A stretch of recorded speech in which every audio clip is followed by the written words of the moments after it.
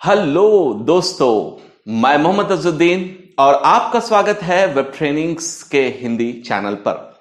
अगर आप इस चैनल पर नए हो तो आप हमारे चैनल पर जरूर सब्सक्राइब कीजिए और बेल आइकॉन पर प्रेस कीजिए, क्योंकि मैं आपके लिए बहुत डिटेल में अभी इस चैनल पर सिर्फ और सिर्फ हिंदी, स्पेसिफिकली हमारे हिंदी ऑडियंस के लिए मैं बहुत सारे वीडियोस अपलोड करने वाला हूं। तो जल्द से जल्द आप सब्सक्राइब कीजिए और आप मुझसे जुड़े रहिए। कमेंट्स में भी आप लिखिए आपको ये वीडियो कैसा लगा और आपके क्वेश्चंस भी लिखिए, मैं डेफिनेटली आपको आंसर भी करूंगा। तो चलिए, आज का ये जो फर्स्ट टॉपिक है हमारा, इस सब्जेक्ट का डिस्कशन है कि what is digital marketing. Digital marketing क्या होता है, डिजिटल मार्केटिंग में कितने स्ट्रैटेजीज होते हैं, डिजिटल मार्केटिंग किस तरह जो है हम यूज करते हैं, डिजिटल मार्केटिंग के क्या फायदे हैं, फिर डिजिटल मार्केटिंग में जो डिफरेंट स्ट्रैटेजीज है उनके बारे में डिटेल में आपको बताऊंगा।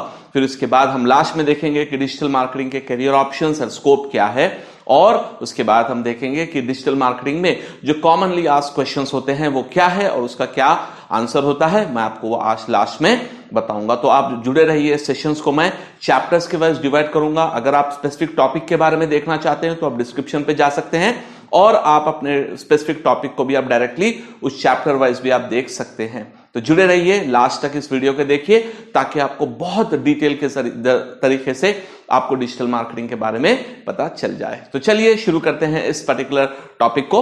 तो सबसे पहले मैं आपको अपने बारे में बेसिक इंट्रोडक्शन बता दूं कि मेरा नाम मोहम्मद अज़रुद्दीन है और मैं इस इंडस्ट्री में, डिजिटल मार्केटिंग इंडस्ट्री में करीब 14 साल से मैं इस इंडस्ट्री में वर्क कर रहा हूं और मेरा एक्सपीरियंस बोथ ट्रेनिंग में भी है और डेवलपमेंट, वो जो एजेंसी हम जो ऑफर करते हैं ना सर्विसेज, उन दोनों में है।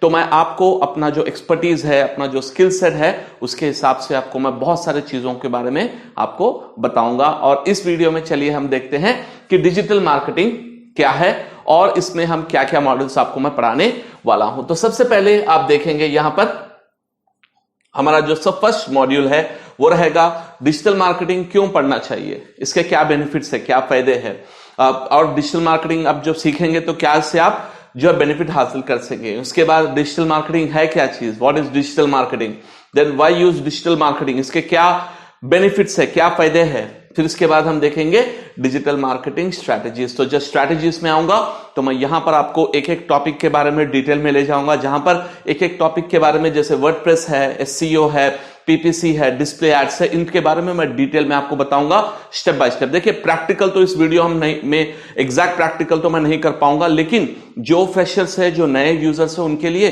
तमाम डिजिटल मार्केटिंग इस वीडियो के अंदर आप तमाम डिजिटल मार्केटिंग के फंडामेंटल्स आप पढ़ सकते हैं।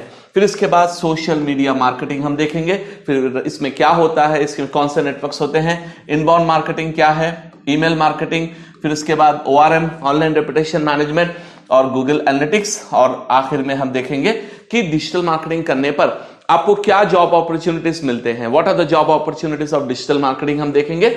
इसके बाद डिजिटल मार्केटिंग के जरिए से हम ऑनलाइन पर अमाउंट मनी कैसा कमा सकते हैं, ये भी टॉपिक को मैं कवर करूंगा। और लास्ट में जो फ्रीक्वेंटली क्वेश्चंस जो बहुत सारे यूजर्स करते हैं उसके बारे में हम डिस्कस करेंगे। तो ये बहुत ही डिटेल, मैं ये तमाम टॉपिक्स को चैप्टर वाइज अपने डिस्क्रिप्शन में रख दूंगा और आपको डायरेक्टली यूट्यूब वीडियो पर भी चैप्टर्स आएंगे, आप जो टॉपिक चाहे वो टॉपिक आप डायरेक्टली देख सकते हैं। तो चलिए हम शुरू करते हैं हमारा first subject of the day, first topic of the day.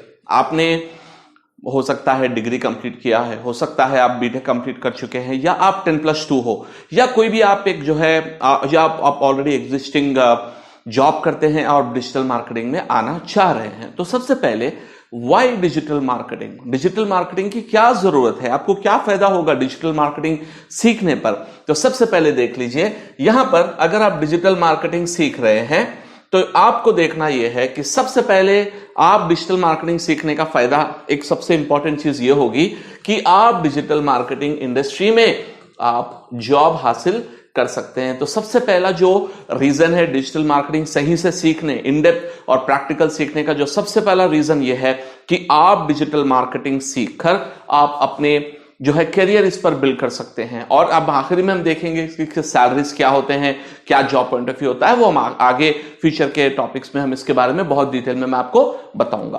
तो सबसे पहला गोल ये है। सेकंड गोल हमारा ये होगा कि अगर आप ऑलरेडी जॉब कर रहे हो और आपका ये गोल है कि आप जो है डिजिटल मार्केटिंग सीखकर साइड में आप फ्रीलांसिंग करना चाहते हैं, तो डेफिनेटली आप कर सकते हैं, क्योंकि ये फ्रीलांसिंग के लिए डिजिटल मार्केटिंग बहुत ही इफेक्टिव सब्जेक्ट है। इसी तरह आप अगर बिजनेस ओनर हो तो आप कह रहे हैं सर मुझे जॉब वगैरह नहीं चाहिए, मेरा खुद का बिजनेस है, मैं ये डिजिटल मार्केटिंग सीखकर अपने बिजनेस को ग्रो करना चाहता हूं। हाँ, डेफिनेटली आप कर सकते हैं। तो ये भी एक रीजन आपका हो सकता है। और नंबर 3, और ये सबसे बड़ा रीजन है जो बहुत सारे लोग इसी रीजन से जो है डिजिटल मार्केटिंग सीखते हैं, वो है ऑनलाइन मनी अर्निंग। यानी डिजिटल मार्केटिंग से हम किस तरह से पैसा कमा सकते हैं, किस तरह से हम अपने जो है income, passive as well as active income को ग्रो कर सकते हैं।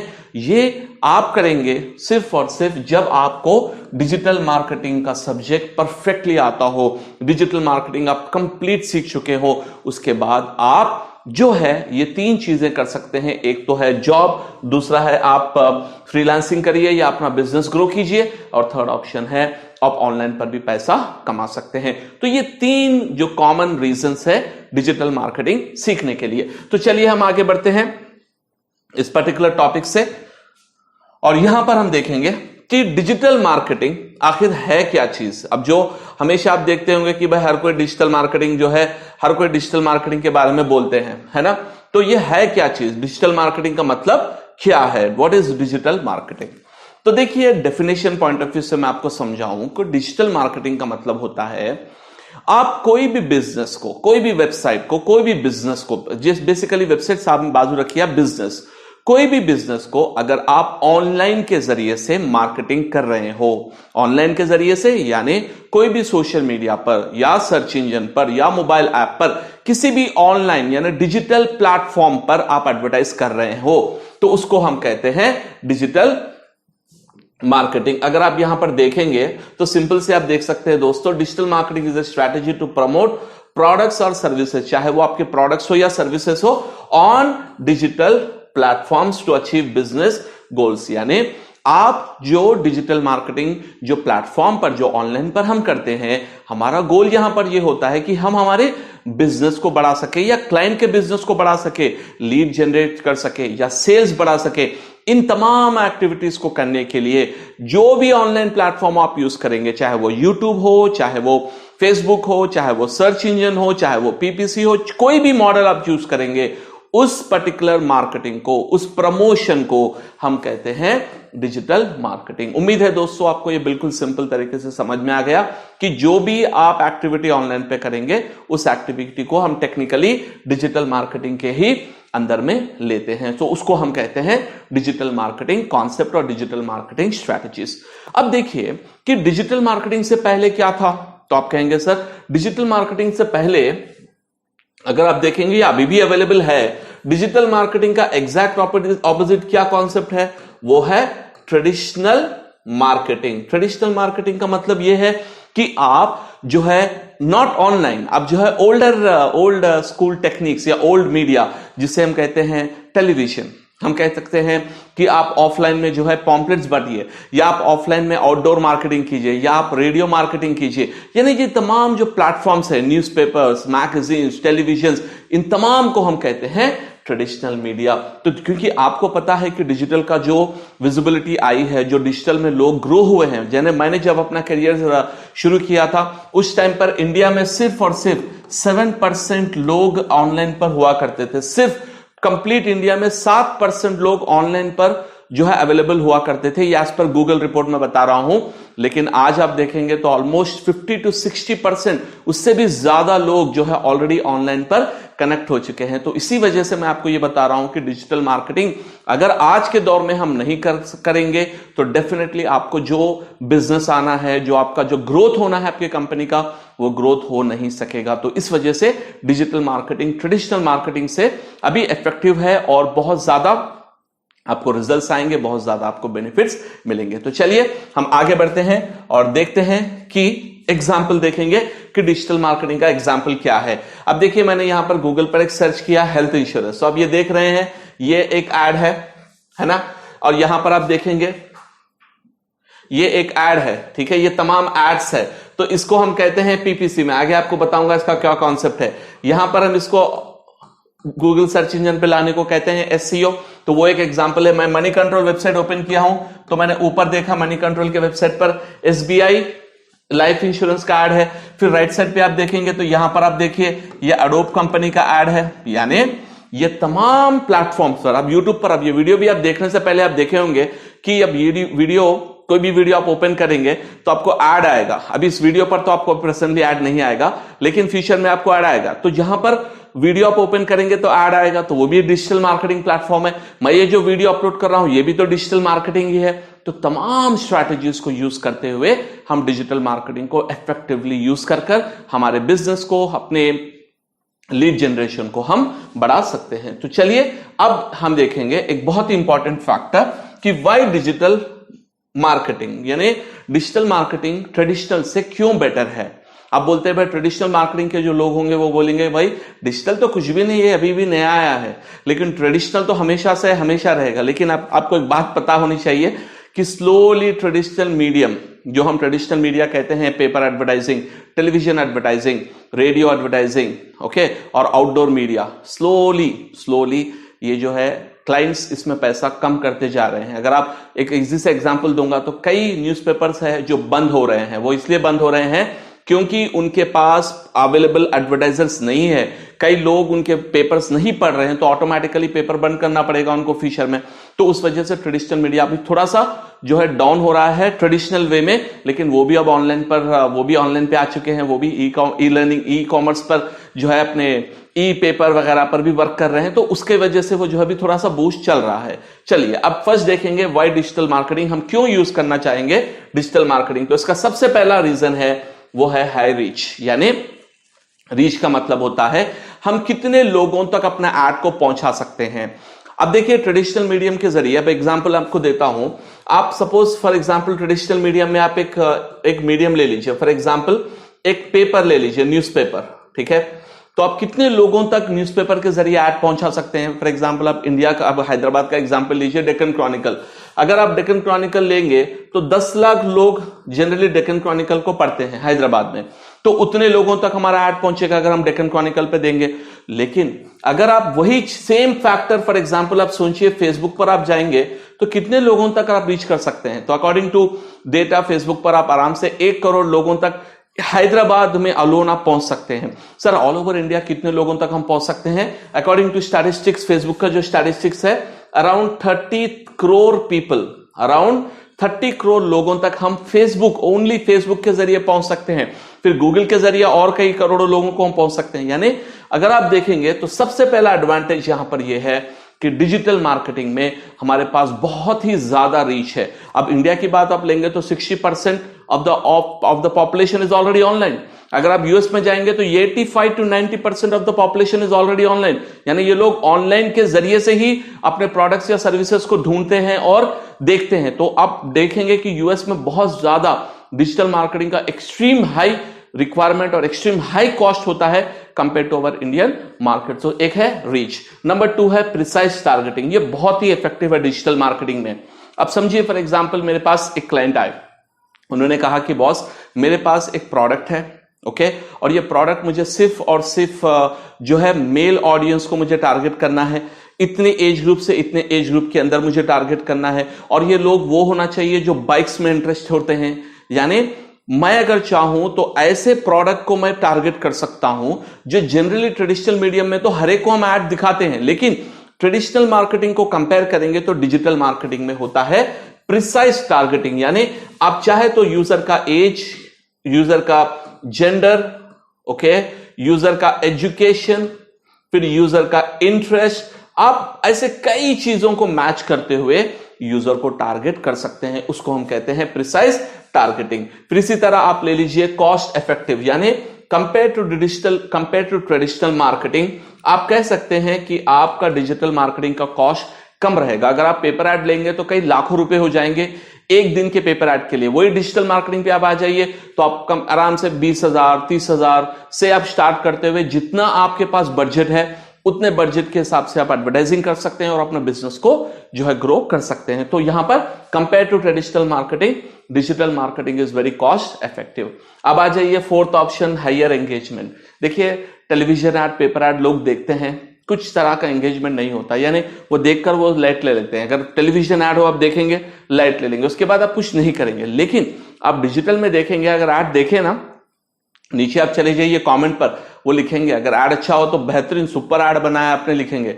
अगर ऐड बेकार हो तो वो लिखेंगे क्या बेकार बकवास ऐड बनाया आपने। यानी एंगेजमेंट, यानी कस्टमर अगर इंटरेस्टेड हो तो वो कहते हैं भाई ये प्रोडक्ट मुझे चाहिए, मैं कहां पर खरीद सकता हूं। यानी वो लाइक शेयर कमेंट के जरिए से अपना जो प्रोडक्ट आपने, जो ऐड आपने रिलीज किया है उसके बारे में फीडबैक दे सकते हैं, एंगेज कर सकते हैं। वो है पावर आपके डिजिटल मार्केटिंग में। फिर इसके बाद आप कह सकते हैं हाई आरओआई, यानी आप ट्रेडिशनल मार्केटिंग में 1 लाख रुपए खर्च करेंगे तो इसकी ये कोई गारंटी नहीं है कि आपको कितना रिटर्न मिलेगा। इट डिपेंड्स ऑन, आपको कभी रिटर्न आ सकता है, कभी जीरो रिटर्न हो सकता है। यानी हम एक आरओआई का उसमें एक्सपेक्टेशन नहीं कर सकते हैं। लेकिन अगर आप डिजिटल मार्केटिंग की बात करेंगे तो जितना आप इन्वेस्ट करेंगे, हर पैसा जो आप इन्वेस्ट करेंगे उस पर आप देख सकते हैं कि कितना मुझे रिटर्न आ रहा है, कितना मुझे जो है प्रॉफिट मिल रहा है, कितना मुझे लीड्स आ रहे हैं, कितने मुझे सेल्स आ रहे हैं। यानी आपको 1 लाख रुपए एक ही बार खर्च करने की भी जरूरत नहीं। पहले आप एक टेस्ट करेंगे 10,000 रुपए से, वो कैसे वर्क हो रहा है, फिर उसके बाद नेक्स्ट 10,000, ऐसे आप अपने कंप्लीट मार्केटिंग को स्ट्रीमलाइन करते हुए आप जो है प्रोजेक्ट को आगे बढ़ाएंगे और उस पर्टिकुलर इन्वेस्टमेंट करेंगे तो आपको रिटर्न ओवर इन्वेस्टमेंट, आरओआई मतलब रिटर्न ऑन इन्वेस्टमेंट, बहुत ही अच्छा होता है, बहुत ही ज्यादा डिजिटल मार्केटिंग में होता है कंपेयर टू ट्रेडिशनल मार्केटिंग। और लास्ट ऑप्शन है मेजरेबल, यानी आप जो भी मार्केटिंग करेंगे, ठीक है, इसको आप मेजर कर सकेंगे। यानी आपके 10 रुपए भी अगर कहीं पे खर्च हुए तो आप देख सकते हैं कि कहां पर ये खर्च हुए हैं, इससे मुझे क्या बेनिफिट मिला है, इससे मुझे कितने व्यूज आए हैं, कितने क्लिक्स आए हैं, कैसे मुझे कन्वर्जन हुआ है या नहीं हुआ है। ऐसे हर चीज को आप देखते हुए जब आप मार्केटिंग करेंगे, जब इंप्लीमेंटेशन करेंगे, तो आप देख सकते हैं कि डिजिटल मार्केटिंग के ये 5-6 बहुत ही इंपॉर्टेंट पॉइंट्स है जो compare to digital marketing, compare to traditional marketing, digital marketing में बहुत ही अच्छे तरीके से इंप्लीमेंट होते हैं। इसीलिए हम कह सकते हैं कि compare to traditional marketing today the world is going, अब जो है ना पूरी दुनिया डिजिटल की तरफ आ रही है, तो इसी वजह से digital marketing is one of the best platforms, one of the best way to promote your business. तो इस वजह से दोस्तों आपको ये यकीन मानिए कि डेफिनेटली अगर आप कोई भी डेवलप्ड कंट्रीज की मार्केटिंग स्ट्रैटेजी देखेंगे तो उनका सब तकरीबन उनका फोकस जो होता है वो डिजिटल में, और इंडिया में भी इसी तरह ग्रो हो रहा है। तो इसके बाद हम इसके टॉपिक के बाद में हम डिस्कस करेंगे हमारा next topic digital marketing strategies, यानी इसमें कितने स्ट्रैटेजीज है, हम किस तरह से उनको इंप्लीमेंट कर सकते हैं। डिजिटल मार्केटिंग स्ट्रैटेजीज क्या होते हैं और हम किस तरह से डिजिटल मार्केटिंग स्ट्रैटेजीज को इंप्लीमेंट कर सकते हैं, ये हम अभी इस कंटिन्यूएशन में देखेंगे। तो सबसे पहले डिजिटल मार्केटिंग जब हम करते हैं, जो मेथड से हम डिजिटल ऑडियंस से रीच होते हैं, जिस मेथड से हम कस्टमर से रीच होते हैं, उस मेथड्स को हम कहते हैं डिजिटल मार्केटिंग स्ट्रैटेजीज। तो आप देखिए अब कितने digital marketing strategies on a basic level, यानी हम जो ओवरव्यू लेवल जो बोलते हैं, कितने स्ट्रैटेजीज हमारे लिए मार्केट में अवेलेबल है। तो वो है, सबसे पहले अब इस टॉपिक के डिटेल में हम जाएंगे। एक है वर्डप्रेस, यानी वर्डप्रेस हम इसलिए डिजिटल मार्केटिंग स्ट्रैटेजी में इंक्लूड करते हैं क्योंकि कोई भी अगर आप डिजिटल मार्केटिंग करना चाहे तो आपको वेबसाइट जरूरी है। तो वेबसाइट क्या होती है, उसमें क्या हम वर्क करते हैं, उस वजह से हम वर्डप्रेस भी डिजिटल मार्केटिंग स्ट्रैटेजी का एक हिस्सा कंसिडर करते हैं। उसके बाद हम डिस्कस करेंगे एसईओ के बारे में, उसके बाद पेड एड्स के बारे में, सोशल मीडिया के बारे में, इनबाउंड मार्केटिंग के बारे में, email marketing, ORM, web analytics and how to make money online. तो ये तमाम स्ट्रैटेजीज जब आप समझ जाएंगे तो आपको क्लैरिटी के साथ ये बात समझ में आ जाएगी कि डिजिटल मार्केटिंग में क्या क्या एलिमेंट्स होते हैं और उनका क्या मतलब है, उसका क्या यूज है, ईच ऑफ दिस एलिमेंट उसका क्या बेनिफिट होता है, ये तमाम चीजों को आप देख पाएंगे। तो सबसे पहले चलिए हम देखते हैं सबसे इंपॉर्टेंट और सबसे बड़ी जो स्ट्रैटेजी है वो है डिजिटल मार्केटिंग में सबसे बड़ा पहला एलिमेंट हम देखेंगे वर्डप्रेस। यह आखिर है क्या चीज है, यानी वेबसाइट डिजाइनिंग या वेबसाइट डेवलपमेंट या वर्डप्रेस, ये क्या एलिमेंट्स है और हम इससे क्यों जो है कंसिडर करना चाहिए। तो सबसे पहले देखिए वर्डप्रेस बेसिकली क्या होता है।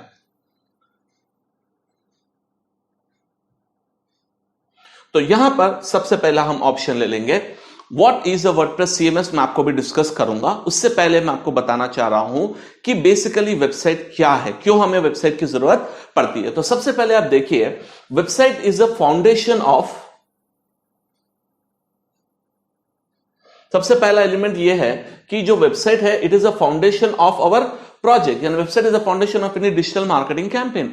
बगैर वेबसाइट के आप किस तरह से लीड जनरेट करेंगे, बगैर वेबसाइट के आप कैसे सेल्स जनरेट करेंगे। तो यानी अगर आपको वेबसाइट होनी है तो आपको डेफिनेटली वेबसाइट जो है अवेलेबिलिटी होना बिल्कुल ही जरूरी है। तो अब यहां पर मैं आपको बताऊंगा कि वेबसाइट अगर आप बनाना चाहते हैं तो वेबसाइट में क्या क्या किस्म के वेबसाइट्स होते हैं और किस तरह की वेबसाइट पे जनरली हम जो है वर्क करते हैं और उसमें वर्डप्रेस क्या होता है, इस चीज को हम देखेंगे। तो सबसे पहले यहां पर आप देख रहे हैं, सबसे पहला एलिमेंट जो आप देख रहे हैं वो है static website. So what is a static website, यानी मैं लिखा हूं यहां पे स्टैटिक वेबसाइट, डायनेमिक वेबसाइट और सीएमएस वेबसाइट। तो इसमें क्या मतलब है, स्टैटिक का मतलब क्या है, डायनेमिक का मतलब क्या है और सीएमएस का मतलब क्या होता है। तो सबसे पहले देखिए, स्टैटिक वेबसाइट का मतलब होता है जो वेबसाइट बिल्कुल सिंपल हो, यानी बहुत ही लिमिटेड नंबर ऑफ पेजेस हो, जैसे 4 पेजेस होते हैं, कभी 5 पेजेस, कभी 10 पेजेस, बिल्कुल सिंपल सी वेबसाइट है। और याद रखिए, अब ये स्टैटिक वेबसाइट में जनरली होता यह है कि नंबर ऑफ पेजेस तो लिमिटेड है, साथ ही साथ जो भी कंटेंट उसमें होता है वो बहुत ही कम बार चेंज किया जाता है, यानी वो बिल्कुल स्टैटिक रह जाता है, वो चेंज भी ज्यादा नहीं होता है। तो अब आप कहेंगे कि सर इस तरह की वेबसाइट किसको जरूरत पड़ती है, कौन यूज करते हैं इस तरह की वेबसाइट। तो याद रखिए, जब डिजिटल वर्ल्ड, जब इंटरनेट वर्ल्ड बूम पे आया था, उससे पहले जो है बहुत सारे वेबसाइट्स स्टैटिक में भी बनाया करते थे। इवन मेरा अपना खुद का वेब ट्रेनिंग्स वेबसाइट भी पहले मैंने स्टैटिक में बनाया है, HTML CSS में। जैसा जैसा वर्डप्रेस का बूम हुआ है उसके बाद वह CMS का जो एडवांसमेंट्स हुआ उसके बाद हमने CMS में कन्वर्ट किया है। लेकिन इनिशियल में पहले हर कोई वेबसाइट जो है स्टैटिक में ही, अब स्टैटिक में क्या होता है, आपको HTML सीखना पड़ेगा, CSS सीखना पड़ेगा, जावास्क्रिप्ट सीखना पड़ेगा, जब जाकर आपकी एक वेबसाइट बनेगी। बहुत ही लंबा प्रोसेस होता है। फिर फोटोशॉप का भी इसमें यूज होता है, ड्रीम वीवर नाम का एक सॉफ्टवेयर हुआ करता था, वो अब यूज नहीं कर रहे हैं, लेकिन इस तरह बहुत सारी चीजें यूज करके आप एक स्टैटिक प्रोजेक्ट बना सकते हैं। लेकिन प्रॉब्लम यहां पर यह है, हर चेंज के लिए आपको डिजाइनर पर डिपेंड होना पड़ेगा और आपकी जो probability of changes and addition of content बहुत ज्यादा कम हो जाता है। तो इसलिए याद रखिए कि स्टैटिक वेबसाइट जनरली हम रेकमेंड नहीं करते।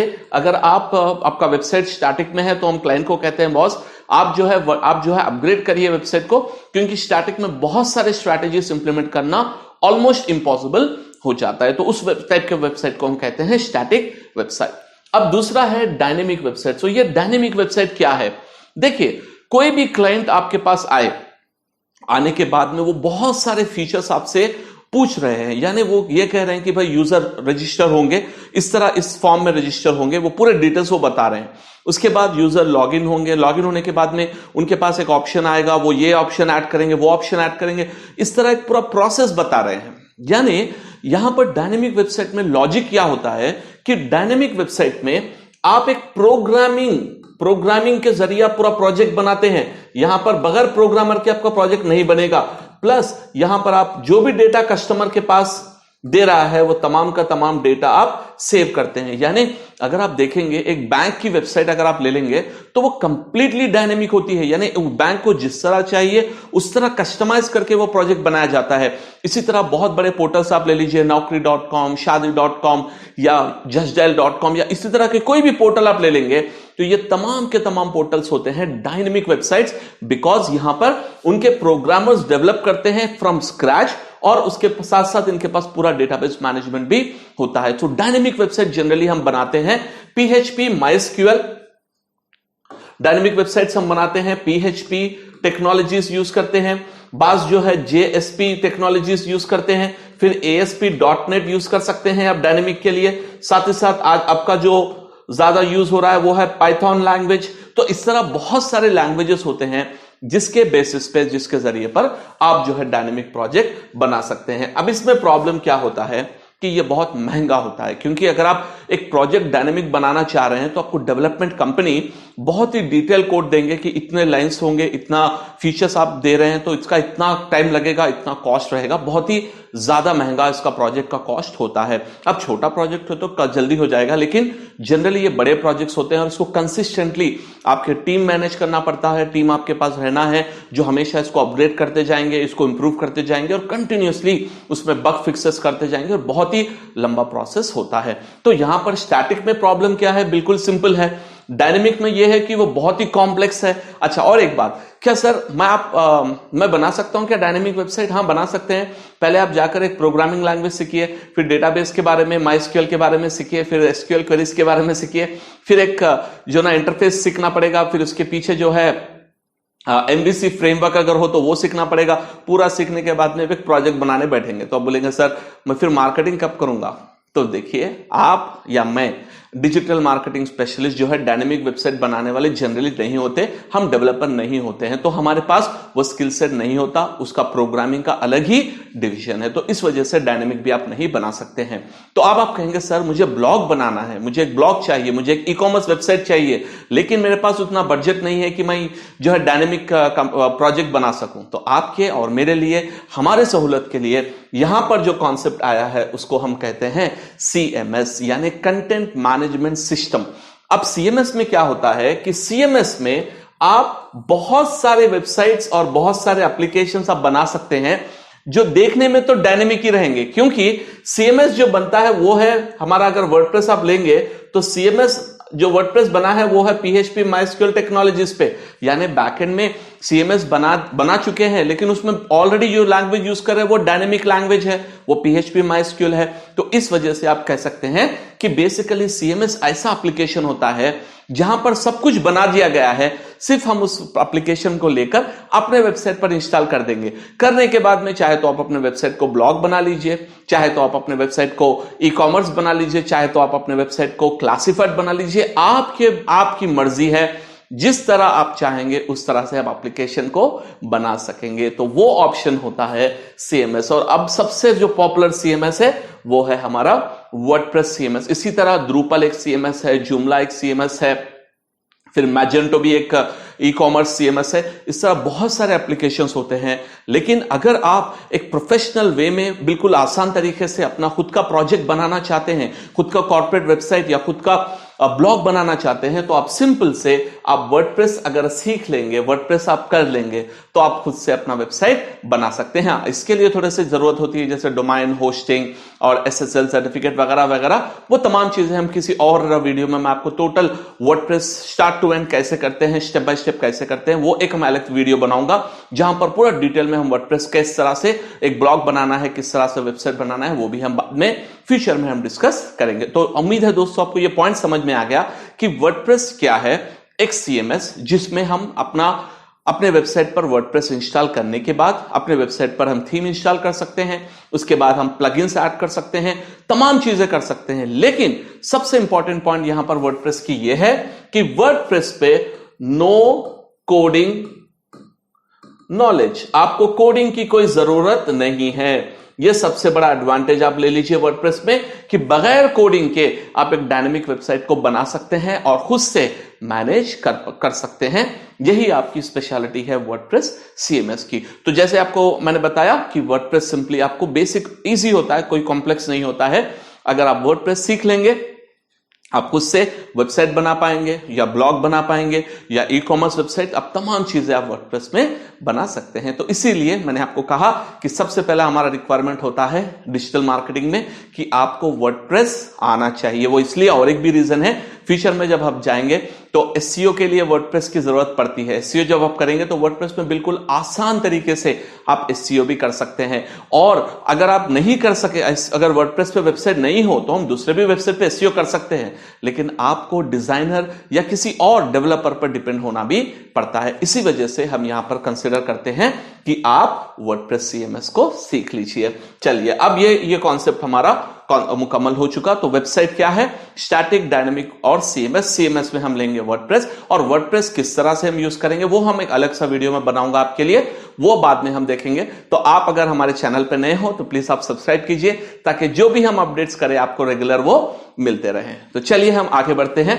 इसके बाद का जो टॉपिक है वो है सबसे पावरफुल स्ट्रैटेजी है डिजिटल मार्केटिंग की, वो है search engine optimisation.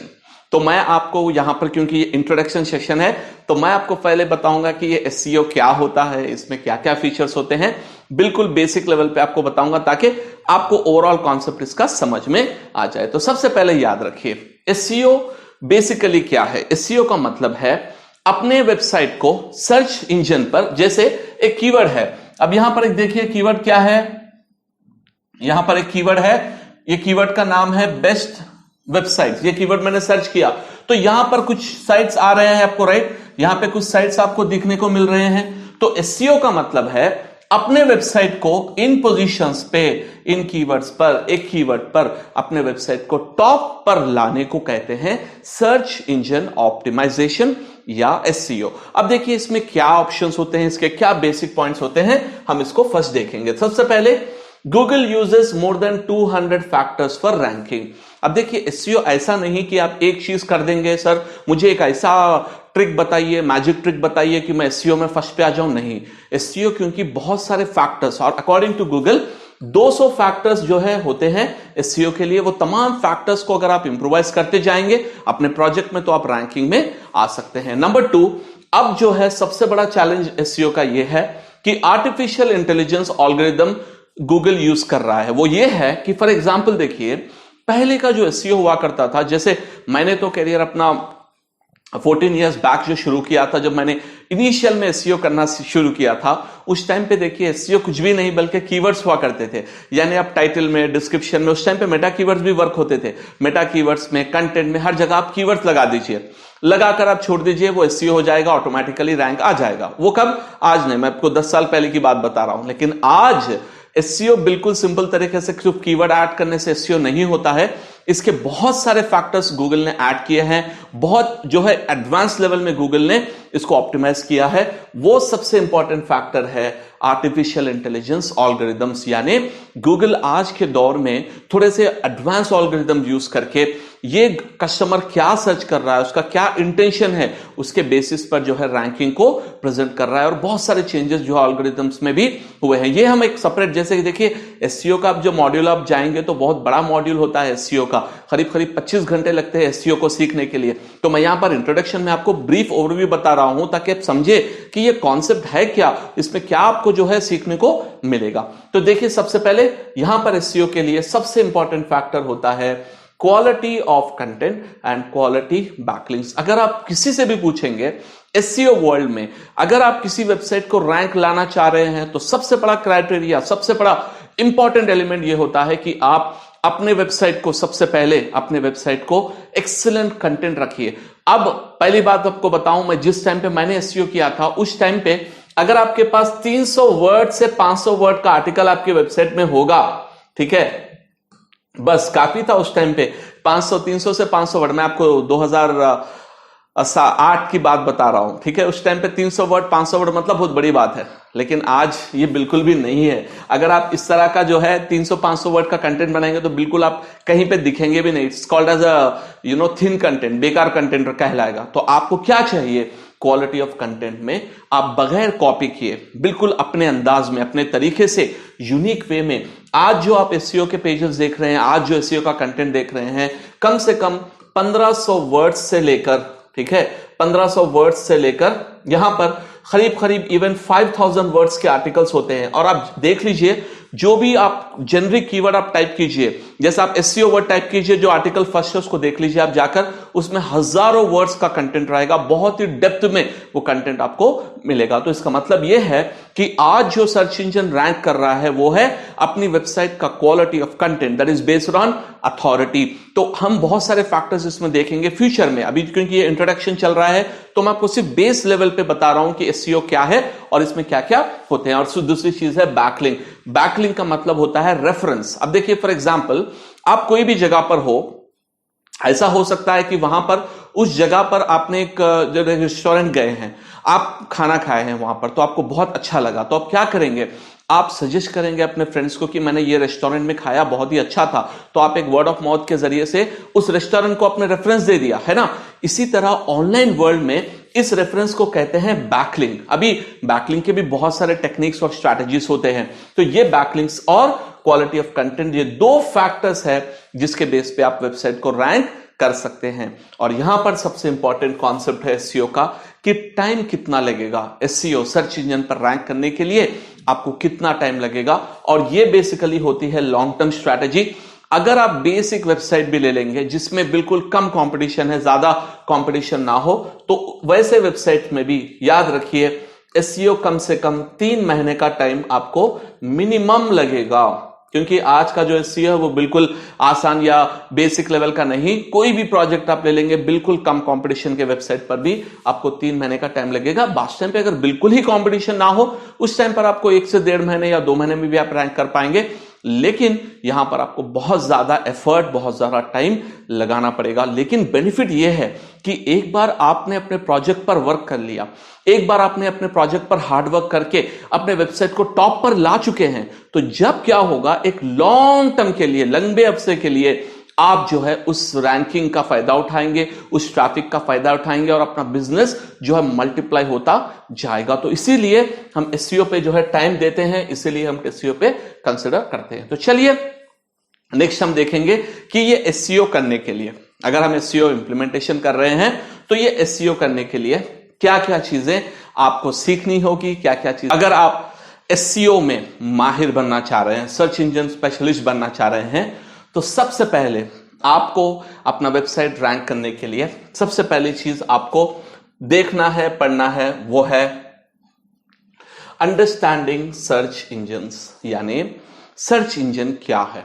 Search engine किस तरह से फंक्शन होता है, सर्च इंजन के क्या क्या प्रॉपर्टीज होते हैं, सर्च इंजन में क्या क्या जो है एल्गोरिदम्स होते हैं, सर्च इंजन का जो फंक्शनैलिटी है कैसे रन होता है, तमाम डेप्थ के साथ आपको पढ़ना पड़ेगा कंप्लीट सर्च इंजन के बारे में और सर्च इंजन के एल्गोरिथम्स के बारे में। जब आपको पता चलेगा कि सर्च इंजन इंप्लीमेंटेशन कैसे होता है, उसके बाद आपको दूसरा टॉपिक पढ़ना पड़ेगा कीवर्ड रिसर्च। कीवर्ड रिसर्च का मतलब सिंपली ये है कि आप जो इंडस्ट्री में है उसमें लोग किस कीवर्ड के बारे में, किस वर्ड को सर्च कर रहे हैं। देखिए फॉर एग्जांपल आप डिजिटल मार्केटिंग ले लेंगे, तो अगर मैं डिजिटल मार्केटिंग कोर्स हम ऑफर कर रहे हैं, तो यहां पर क्या होगा कि मैं ये देखूंगा कि कौन सा कीवर्ड लोग सर्च कर रहे हैं। तो अगर आप जब देखेंगे तो आपको पता चलेगा कि डिजिटल मार्केटिंग कोर्स ये सबसे ज्यादा सर्च किया जाने वाला वर्ड है। तो जब आप कीवर्ड रिसर्च करेंगे तो आपको यह पता चलेगा कि कौन सा कीवर्ड लोग सर्च कर रहे हैं, कौन सा कीवर्ड का वॉल्यूम ज्यादा है, उस कीवर्ड का कंपटीशन क्या है। ये तमाम चीजों को आप देख सकते हैं कीवर्ड रिसर्च के प्रोसेस में। फिर इसके बाद आपको देखना पड़ेगा कॉम्पिटिटर एनालिसिस, यानी जो कीवर्ड आप ले रहे हैं इस पे ऑलरेडी कौन रैंक कर रहा है, उनका रैंक क्या है, उनका क्या वैल्यू है, कितना डिफिकल्ट है ये कीवर्ड हम रैंक करने के लिए। ये फैक्टर आपको कंपटीशन एनालिसिस में सीखना पड़ेगा। उसके बाद है सबसे इंपॉर्टेंट ऑन पेज ऑप्टिमाइजेशन। इसमें देखिए बहुत सारे एलिमेंट्स होते हैं, जैसे अगर आप ले लेंगे तो इसको हम डिवाइड करते हैं कंटेंट और टेक्निकल एसईओ में।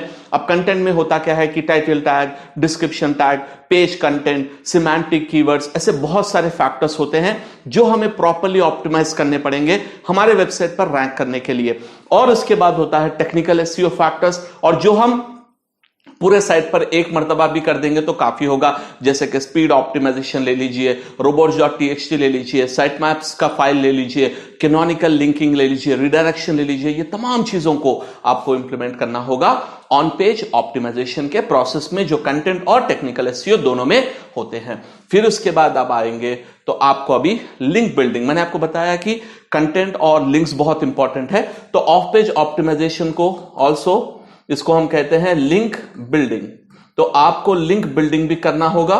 तो जब आप लिंक बिल्डिंग प्रोसेस करेंगे तो उस टाइम पर आप देख पाएंगे कि आपके वेबसाइट को कितने रेफरेंसेस आ रहे हैं, कितने लोग आपको रेफर कर रहे हैं। उसके बाद आपको रिपोर्ट्स, यानी डिफरेंट टूल्स है, डिफरेंट टूल्स जैसे कि गूगल वेबमास्टर टूल्स और या गूगल सर्च कंसोल कैसे यूज करना है। इसी तरह फिर अभी रिपोर्टिंग में एनालिटिक्स कैसे यूज करना है, ये तमाम चीजें आप रिपोर्टिंग में देखना पड़ेगा।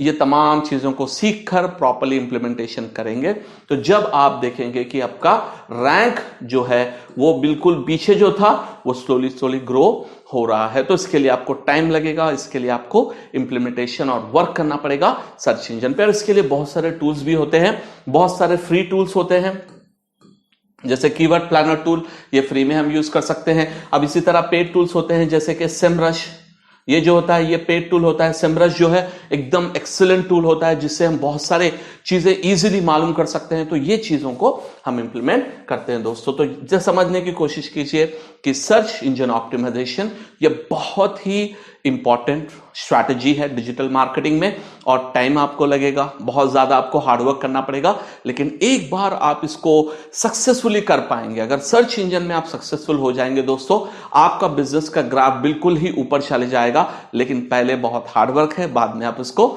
अपने जो है इसका बेनिफिट आप ले सकते हैं। तो मैं इसको समझाने के लिए एक एनालॉजी बताता हूं हमेशा मेरे स्टूडेंट्स को, कि एसईओ एक्चुअल में एक एनालॉजी, यानी एसईओ को कैसे समझे, एसईओ की स्टोरी मैं आपको बताता हूं, ठीक है।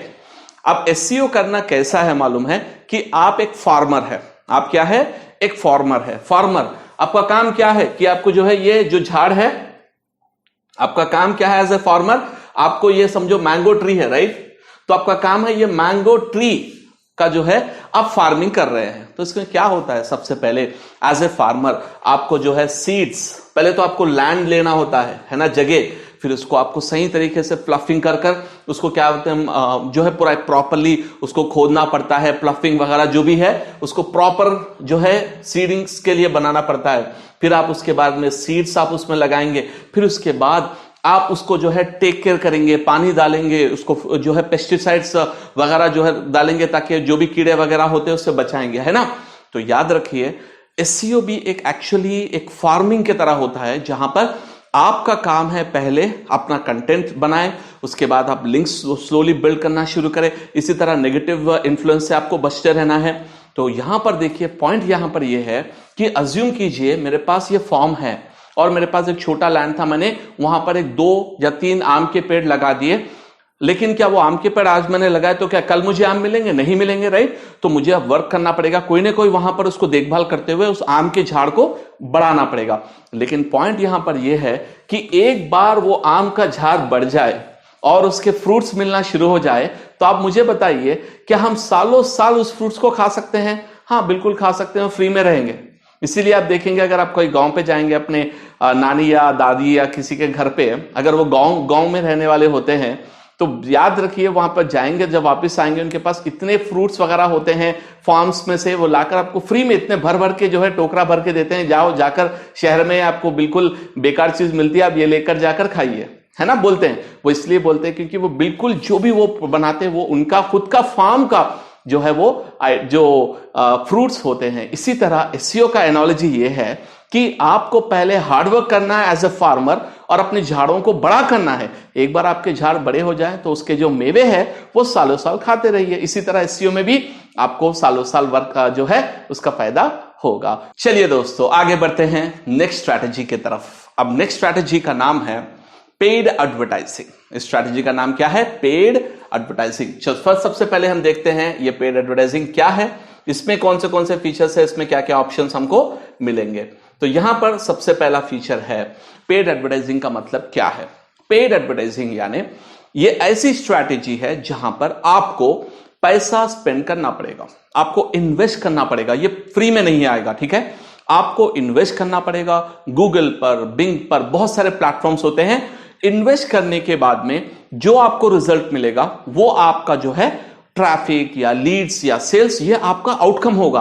तो पेड एडवर्टाइजिंग का मतलब होता है it is a digital marketing strategy where, जहां पर हम जो है इन्वेस्ट करते हैं, पैसा इन्वेस्ट करके हम जहां पर हमारा ऐड दिखाना चाह रहे हैं वहां पर ऐड दिखाकर हमारे बिजनेस को हम ग्रो कर सकते हैं। इसको हम पेड स्ट्रैटेजी कहते हैं। अब इसमें बहुत सारे सब ऑप्शंस है, वो क्या है मैं आपको एक 1 बाय 1 बताता जाऊंगा। तो सबसे पहले पेड एडवर्टाइजिंग स्ट्रैटेजी नंबर 1 है पे पर क्लिक। आप कहेंगे सर पे पर क्लिक का मतलब क्या होता है, ये क्या है? तो पे पर क्लिक्स का मतलब होता है कि यहां पर पीपीसी में हम क्या करते हैं कि हमारा जो वेबसाइट, हमारा जो कंपनी का ऐड है वो हम सर्च इंजन के टॉप पोजीशन पे, जब भी आप कोई सर्च इंजन देखिए, आप हेल्थ इंश्योरेंस टाइप कीजिए, ऊपर 4 ऐड होते हैं, नीचे 3 ऐड होते हैं, वहां पे छोटा सा बॉक्स में लिखा होता है AD बोलकर एक छोटा सा आपको जो है ऐड लिखा होता है। मतलब क्या कि यहां पर जो भी पर्सन उस पोजीशन पे ऐड दे रहे हैं, वो पोजीशन पे जो ऐड दे रहे हैं, they are paying money for every click, वो हर क्लिक के लिए पैसा पे कर रहे हैं, तो उसको हम कहते हैं पे पर क्लिक एडवर्टाइजिंग। अब देखिए इसमें बहुत सारे कॉन्सेप्ट्स होते हैं। पे पर क्लिक एडवर्टाइजिंग में फर्स्ट आपको जो है कैंपेन बनाना होता है, उसके बाद आपको एड ग्रुप बनाना होता है, उसके बाद आपको कीवर्ड्स, एड्स, एड एक्सटेंशन से बहुत सारे प्रोसेस को आप करने के बाद में आपके कंपनी का, आपके वेबसाइट का जो है आपका पेड एडवर्टाइजिंग विजिबल पे आएगा। क्योंकि ये इंट्रोडक्शन है, मैं आपको सिर्फ एक एक कॉन्सेप्ट, एक एक फीचर का आपको मैं डिटेल बताते हुए आगे बढ़ रहा हूं। इसके बाद होता है डिस्प्ले एड्स। डिस्प्ले एड्स का मतलब क्या कि अगर आप देखिए कोई भी वेबसाइट आप ओपन कीजिए, जैसे आप एग्जांपल ले लीजिए, मूवी वेबसाइट आप ले लीजिए या ऑटोमोबाइल वेबसाइट ले लीजिए, कोई भी आप वेबसाइट ले लीजिए, आप जैसे ओपन करेंगे तो ऊपर एक ऐड, राइट पे एक ऐड, लेफ्ट साइड में एक ऐड, बीच में एक ऐड, जहां पर देखेंगे एड्स होते हैं, तो वो एड्स को कहते हैं डिस्प्ले एडवर्टाइजिंग कैंपेन, जिसके जरिए से हम दूसरों के वेबसाइट पर कंटेंट, हमारे एड्स को हम डिस्प्ले कर सकते हैं। इसी तरह होते हैं शॉपिंग एड्स। शॉपिंग एड्स का मतलब कि जब हम गूगल पर सर्च करें किसी भी प्रोडक्ट के बारे में, जैसे लैपटॉप है, अगर कैमरा आपको खरीदना है या आपको कोई बोर्ड खरीदना है, तो अपने टाइप करते हैं ना लैपटॉप्स वगैरह, उस तमाम चीजों को हम कहते हैं शॉपिंग एड। मैं भी आपको एग्जांपल में बताऊंगा। उसके बाद वीडियो एड, ये तो बहुत ही कॉमन है। आप देखिए कोई भी आप यूट्यूब का वीडियो ओपन करेंगे तो पहले 2 एड्स, बीच में एड्स, फिर कंटिन्यूअस एड्स आते हैं, तो वो भी एड स्ट्रैटेजी है, तो उसको हम कहते हैं वीडियो एड्स या यूट्यूब एड्स। इसके बाद है मोबाइल एड्स। आप कोई भी ऐप को आप ओपन कीजिए, क्या दिखता है उसमें आपको, अगर फ्री ऐप है तो ऊपर नीचे गेम में, हर एप्लीकेशन में आपको एड्स मिलेंगे, तो वो हम रन करते हैं मोबाइल एड्स। उसके बाद होता है रीमार्केटिंग। रीमार्केटिंग का मतलब होता है अगर कोई हमारे वेबसाइट पे आ जाए तो हम उसके पीछे पड़ जाएंगे कि उसको जहां वो जा रहा है हम वहां पर एड उसको डिस्प्ले कर रहे हैं, उसको कहते हैं रीमार्केटिंग।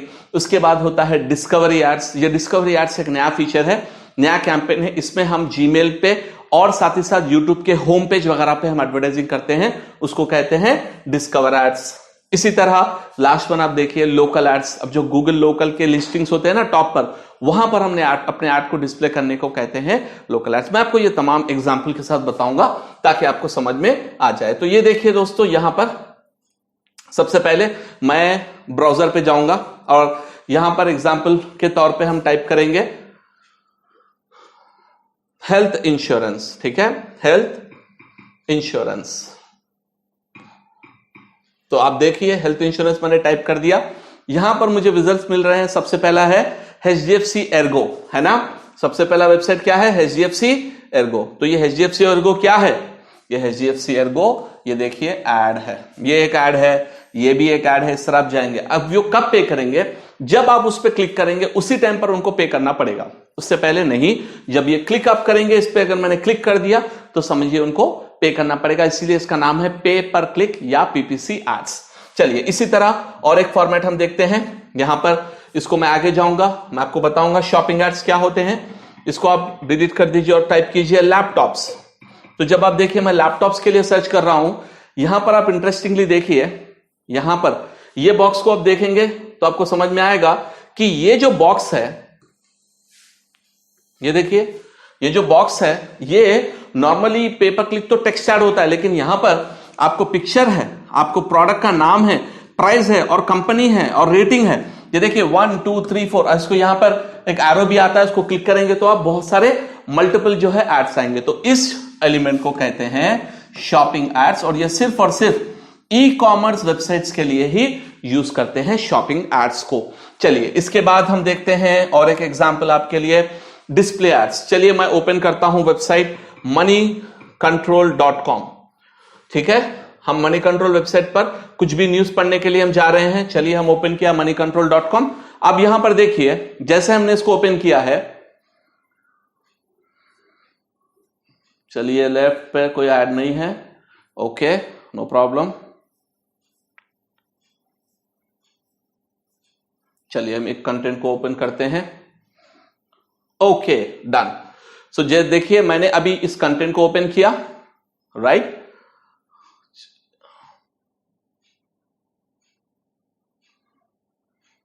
जनरली क्योंकि ये डिवाइस थोड़ा सा डिफरेंट है उस वजह से इसके फॉर्मेट में ऐड नहीं आ पा रहे हैं, लेकिन एक्चुअल में इस जगह पर जो ये राइट साइड का एरिया है ना दोस्तों, इस जगह पर आप नॉर्मली आप डेस्कटॉप पे चेक कर लीजिए एक बार, ऊपर यहां पर और यहां पर जनरली ऐड आएगा। क्योंकि ये मेरा डिवाइस अलग है इस वजह से हो सकता है ये ब्लॉक हो रहे हैं एड्स, लेकिन जनरली चलिए आ गए राइट। यहां पर देखिए आप ऊपर ऐड है, यहां पर ऐड आ चुका है। यस, ये देखिए ये एक ऐड है, इसको हम कहते हैं डिस्प्ले ऐड। फिर इसी तरह इसको भी कहते हैं डिस्प्ले ऐड। यहां पर ऐड देखने पर जैसा ये ऐड दिख गया ऑटोमेटिकली उस कंपनी को पे करना पड़ेगा, इसको कहते हैं डिस्प्ले एड्स। ठीक है दोस्तों, इस तरह से बहुत सारे स्ट्रैटेजीज होते हैं पे पर क्लिक एडवर्टाइजिंग में जो हम इंप्लीमेंट करते हैं पेड एडवर्टाइजिंग के जरिए, जिसको हम गूगल एड्स का प्लेटफॉर्म कहते हैं। और अगर आप बिंग पर करना चाह रहे हैं तो बिंग के लिए होता है बिंग एड्स प्लेटफॉर्म। तो यहां पर एक पॉइंट आपको याद रखनी है, बहुत ही इंपॉर्टेंट पॉइंट है, वो ये है कि अगर आप पेड एडवर्टाइजिंग करते हैं तो पेड एडवर्टाइजिंग में और आपके जो है गूगल में क्या डिफरेंस है। गूगल का जो हम मार्केटिंग कर रहे हैं वो बिल्कुल फ्री है, ठीक है, वहां पर कुछ पैसा पे करने की जरूरत नहीं है। जब हम पेड एडवर्टाइजिंग करते हैं यहां पर हम इन्वेस्ट करते हैं, उसके साथ साथ हमें बिजनेस मिलेगा। तो इसमें यहां पर आप नेक्स्ट स्लाइड में देख सकते हैं, ये एग्जांपल है पीपीसी का जो मैंने ऑलरेडी आपको लाइव में भी बता दिया। और यहां पर अगर आप अगर सिर्फ पीपीसी आप इंप्लीमेंट करना चाहते हैं तो यहां पर बहुत सारे स्टेप्स आपको फॉलो करने पड़ते हैं। जैसे सबसे पहले आपको अकाउंट बनाना पड़ेगा, कैंपेन सेटअप करना पड़ेगा, एड ग्रुप्स बनाने पड़ेंगे, keyword selection, ad creation, bid strategy, ये पूरा होने के बाद आपका एड एक्टिव होगा, उसके बाद आपको रिपोर्टिंग करना पड़ेगा। तो यहां पर इसमें भी बहुत सारे स्ट्रैटेजीज होते हैं, उस चीज को आपको सीखना पड़ेगा। चलिए, इसके बाद होता है, अगर आप समझने की कोशिश कीजिए कि अगर फॉर एग्जाम्पल मेरे घर में मेरे बच्चों ने कहा कि मुझे आम खाना है, तो मैंने उनको कहा ठीक है, मैं काम करता हूं, हमारे जो हमने गांव में हमारे खेत में हमने आम का बाग लगाया है, राइट, तो वहां पर जब आम आएंगे जब मैं आपको खिलाऊंगा तो बच्चे बोलेंगे वो बहुत टाइम लगेगा, हमारे पास उतना टाइम नहीं है, हमको अभी चाहिए। तो मैं क्या करूंगा, वेट तो नहीं कर पाऊंगा, मैं बच्चों को तो नहीं बोलूंगा कि 1 साल के लिए वेट करो। तो यहां पर एनालॉजी स्टोरी ये है कि यहां पर मैं क्या करूंगा, क्योंकि मेरे बच्चों ने आम पूछा है तो मैं मार्केट जाऊंगा। मार्केट जाने के बाद में मेरे पास समझो 100 रुपए है तो 100 रुपए दूंगा। भाई कितने आएंगे 100 रुपए के आम, तो कहेंगे 1 किलो 2 किलो जो भी है वो दे देंगे, तो मैं लाकर घर में दे दूंगा। यानी कॉन्सेप्ट क्या है कि ये आम हमारे पास है, लेकिन हम किस तरह से यूज कर रहे हैं आम को, कि यहां पर इसका कॉन्सेप्ट भी यही है, इसका कॉन्सेप्ट भी हमारे पास यही है कि हम इस स्ट्रैटेजी में हम एक माने में पेड है ना, हम जा रहे हैं दुकान पर, पैसा पे कर रहे हैं, जितना हमारे पास पैसा है। ऐसा तो नहीं होगा ना कि मैं पर केजी समझिए 50 रुपए है, मेरे पास 50 रुपए है तो मैं 50 रुपए दूंगा तो वो केजी देगा, क्या वो मुझे 2 केजी 3 केजी देगा? नहीं, जितना मेरे पास पैसा है उतना मुझे रिजल्ट देगा। इसी तरह ये पेड एडवर्टाइजिंग स्ट्रैटेजी में आपको इन्वेस्ट करना होगा, उसी के हिसाब से आपको रिजल्ट मिलेंगे। लेकिन सबसे बड़ा बेनिफिट ये है पेड एडवर्टाइजिंग का, जिस तरह आपको जो है आम इमीडिएट मिल जाएगा, है ना, उसी तरह पेड एडवर्टाइजिंग में आपको फायदा ये होता है कि आपको रिजल्ट बहुत जल्दी मिल जाएंगे। आप एसईओ में क्या करते हैं, 3 महीने आपको वेट करना है एसईओ में मिनिमम।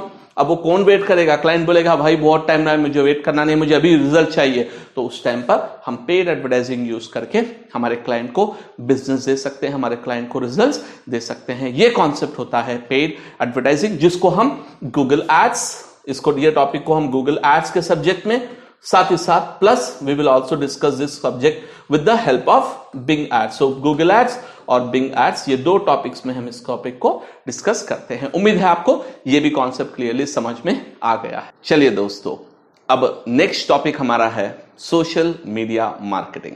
जैसे अभी हमने डिस्कस किया था एसईओ के बारे में, फिर पीपीसी के बारे में और डिस्प्ले के बारे में मैंने बताया। तो चलिए अब हम डिस्कस करते हैं क्या है सोशल मीडिया मार्केटिंग। देखिए, सबसे पहला फैक्ट, जो सबसे पहला पॉइंट है सोशल मीडिया का, वो ये है कि बेसिकली सोशल मीडिया मार्केटिंग में हम 2 फैक्टर्स पे फोकस करते हैं। एक है ब्रांड अवेयरनेस, फिर उसके बाद है ट्रैफिक, फिर वहां से ट्रैफिक को हम जो है लीड्स में कन्वर्ट करते हैं। यानी अगर आप सिंपल पॉइंट में सोचेंगे तो यह है कि सोशल मीडिया मार्केटिंग का मतलब होता है जितने भी सोशल नेटवर्क्स है, जैसे फेसबुक, लिंक्डइन, ट्विटर, जो भी नेटवर्क्स है, वहां से हमारे क्लाइंट्स, हमारे बिजनेस, हमारे वेबसाइट पर ट्रैफिक लाना, हमारे वेबसाइट पर सेल्स लाना, हमारे वेबसाइट पे कन्वर्जन्स लाने को, ये तमाम प्रोसेस को हम कहते हैं सोशल मीडिया मार्केटिंग। तो अब हमारे सोशल मीडिया मार्केटिंग का गोल जो हम करते हैं, उसका जो मेन फंक्शनैलिटीज होते हैं वो क्या है, देख लीजिए। सबसे पहले जो हम सोशल मीडिया मार्केटिंग करते हैं उसका गोल होता है ब्रांड अवेयरनेस। ब्रांड अवेयरनेस यानी किसी भी कंपनी या किसी भी इंडिविजुअल को अगर पॉपुलैरिटी पाना है, अगर उनको पॉपुलैरिटी चाहिए, तो उस टाइम पर अगर वो अपने आप को पॉपुलर बनाना चाह रहे हैं या अपने ब्रांड को पॉपुलर बनाना चाह रहे हैं, तो then they have to work on the concept of brand awareness. अब एग्जांपल ले लीजिए, फॉर एग्जांपल आपके पहचानत में लेट्स से एक पॉलिटिशियन है और उन्होंने आकर आपसे पूछा कि मुझे जो है फेसबुक पर 1 लाख लाइक्स चाहिए, फैंस चाहिए, या मुझे ट्विटर पर 1 लाख फॉलोअर्स चाहिए। इस पर्टिकुलर कॉन्सेप्ट को इंप्लीमेंट करने को हम कहते हैं ब्रांड अवेयरनेस स्ट्रैटेजी। या कोई कंपनी आकर आपसे कहे कि मुझे इतना जो है विजिबिलिटी चाहिए मार्केट में, उसको कहते हैं ब्रांड अवेयरनेस। तो कभी हम कंपनी जो नई स्टार्ट होती है, most of the time they will look for brand awareness, ताकि उनके कंपनी को जो है ज्यादा से ज्यादा लोग देख सके, ज्यादा से ज्यादा लोग उस कंपनी को जान सके। दूसरा एस्पेक्ट होता है कस्टमर एंगेजमेंट। अब देखिए बहुत बार ऐसा होता है कि कंपनी तो पुरानी है लेकिन लोग उस प्रोडक्ट से एंगेज नहीं करते। ऐसा प्रोडक्ट होता है कि लोग ज्यादा उससे जो है डिस्कस, उस प्रोडक्ट के बारे में डिस्कस नहीं करते। तो हम ये कर सकते हैं कि हमारे प्रोडक्ट्स को हम कस्टमर तक पहुंचाकर उनका एंगेजमेंट हम बढ़ाए, यानी वो उस प्रोडक्ट के बारे में बात करे, उसके बारे में उसको लाइक करे या शेयर करे। इस तरह हम एंगेजमेंट भी कर सकते हैं। और बहुत ही इंपॉर्टेंट फीचर है सोशल मीडिया मार्केटिंग का लीड जनरेशन। अब ये सबसे इंपॉर्टेंट है। क्यों?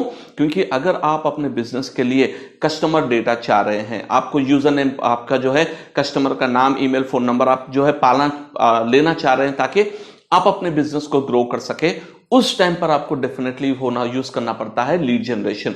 और खास बात यह है कि फेसबुक पर, ट्विटर पर, लिंक्डइन पर, कोरा पर, ये तमाम प्लेटफॉर्म्स पर एक स्पेशल फीचर होता है, उसको कहते हैं लीड जनरेशन कैंपेन। बहुत ही बेहतरीन तरीके से वर्क होता है दोस्तों। तो वहां पर हम स्पेसिफिकली एड कैंपेन रन करते हैं लीड जनरेशन के लिए, और बहुत ही कम कॉस्ट में अच्छे क्वालिटी, मतलब मीडियम। ऐसा नहीं कि गूगल एड्स की क्वालिटी के लीड्स यहां पर नहीं आ सकते हैं।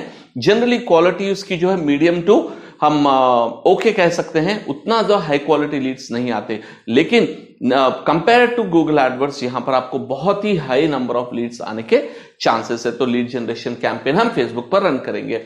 इसी तरह अगर आप सेल्स यानी अगर आप एक कंपनी है जहां पर आपके पास ई कॉमर्स प्रोडक्ट्स है या आपका ऑफलाइन स्टोर है, आप कोशिश ये कर रहे हैं कि ज्यादा से ज्यादा लोग आकर आपके प्रोडक्ट को खरीदे, उस टाइम पर आपको यूज करना होगा सेल्स स्ट्रैटेजी, जो अपने वेबसाइट पर या अपने स्टोर पर अट्रैक्ट करना है, वो भी हम फेसबुक के जरिए कर सकते हैं। और लास्ट वन है सपोर्ट। अगर आप देखे होंगे कि अगर आपको कोई प्रॉब्लम है कोई बैंक से, जैसे HDFC बैंक, आप उनके कस्टमर के नंबर पे कॉल कीजिए, बहुत टाइम वेस्ट करेंगे।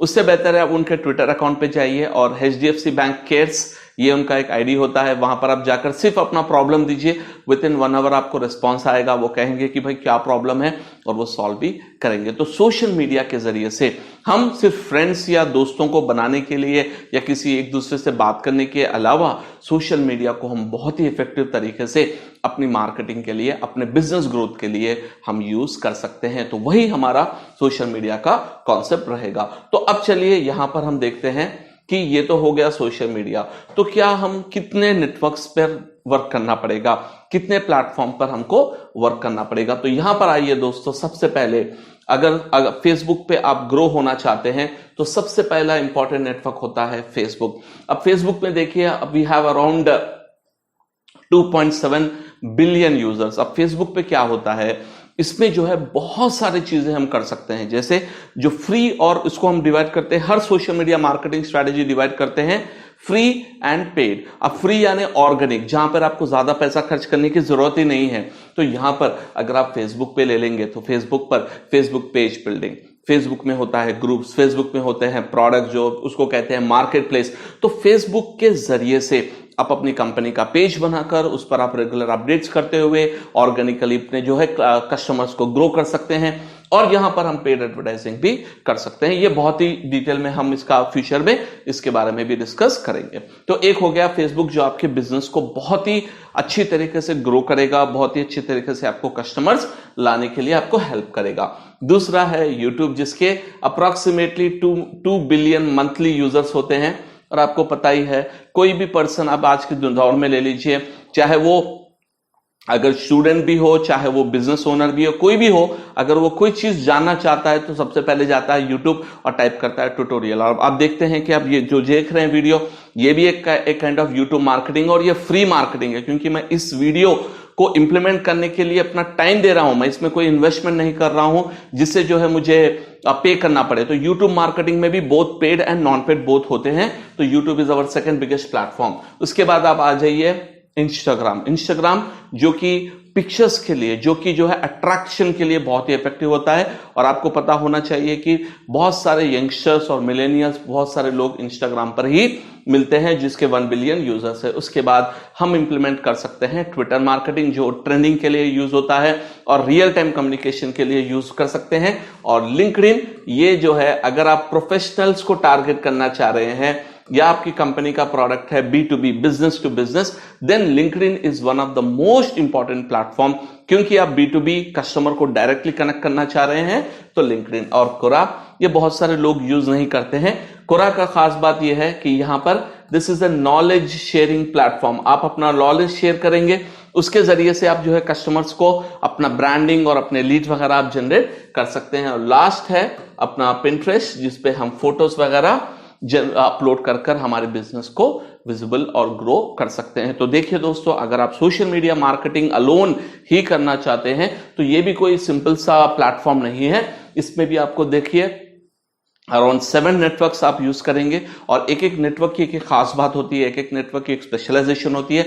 उसको सीखना होगा, उसको समझना होगा, और वो टॉपिक के हिसाब से आपको वर्क करना पड़ेगा। अगर आप इसमें पेड प्रोग्राम लेना चाहते हैं सोशल मीडिया मार्केटिंग में, हमारे पास करीब आई थिंक 25 आवर्स का ये कोर्स रहेगा, जिसमें A to Z यानी फ्री से लेके पेड और A to Z concept implement करने का इन डेप्थ जो ट्यूटोरियल होता है वो है सोशल मीडिया मार्केटिंग का ट्यूटोरियल। आई होप आपको ये कॉन्सेप्ट क्लियरली समझ में आ गया है। चलिए आगे बढ़ते हैं। हम क्या करते हैं सोशल मीडिया मार्केटिंग में, क्या क्या एक्टिविटीज हम करते हैं। समझिए फॉर एग्जांपल, अगर आपने फेसबुक ले लिया, फॉर एग्जांपल आप ये सोच रहे हैं कि I just want to work on Facebook, ठीक है, तो ये थिंग्स आपको करना पड़ेगा। समझिए आप सिर्फ फेसबुक के लिए आप वर्क करना चाह रहे हैं, तो यहां पर सबसे पहले आपको अपना प्रोफाइल और पेज बनाना पड़ेगा। यानी अगर आप इंडिविजुअल है, आपका प्रोफाइल नहीं है फेसबुक में, मैक्सिमम होना चाहिए, अगर नहीं है तो प्रोफाइल बनाकर उसके बाद आपको पेज बनाना पड़ेगा। पेज को पूरा सेटअप करते हैं, इसके बाद आपको कंटेंट स्ट्रैटेजी बनानी होगी, यानी आप किस तरह का कंटेंट आप शेयर करेंगे। आपने कई बार देखा होगा, बास क्लाइंट्स जो है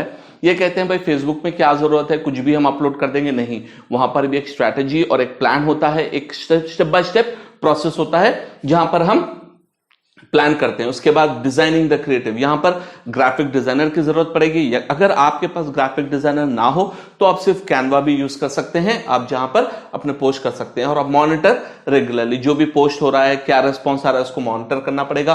फिर इसके बाद आपको एड अकाउंट बनाना पड़ेगा अगर आप पेड एड्स करना चाह रहे हैं। फिर इसके बाद कैंपेन्स, फिर target the audience and measure and improve. यानी ये तमाम एक्टिविटीज एक सोशल मीडिया मार्केटिंग के पर्सन, जो SMM हम जो कहते हैं सोशल मीडिया मार्केटिंग प्रोफेशनल, वो पर्सन को ये तमाम एक्टिविटीज करना है। और जैसे मैंने आपको कहा, इसमें सबसे बड़ा चैलेंज होता है content strategy and ad creatives. यानी आपको सबसे इंपॉर्टेंट है कंटेंट प्लान करना होगा और स्ट्रैटेजी बनानी होगी। तो ये हो गया दोस्तों हमारा कॉन्सेप्ट सोशल मीडिया मार्केटिंग का, जिसके जरिए से हम यहां पर वर्कआउट कर सकते हैं basic idea of social media marketing. अब एनालॉजी आप ले लीजिए, जैसे मैंने आपको बताया SEO की एनालॉजी है एक जो है एक फार्मर, और PPC की एनालॉजी है हम दुकान जाकर जो आम खरीदते हैं।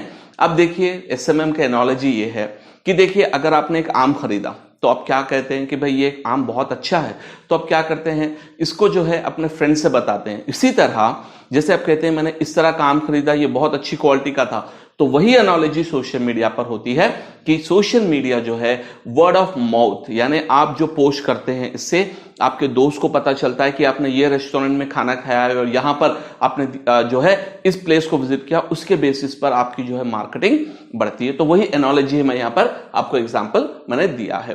तो चलिए हम आगे बढ़ते हैं next social media marketing, next module of digital marketing की तरफ। तो अभी आपको उम्मीद है कि आपको सोशल मीडिया भी समझ में आ गया, इसमें क्या होता है और किस तरह से हम वर्क करते हैं।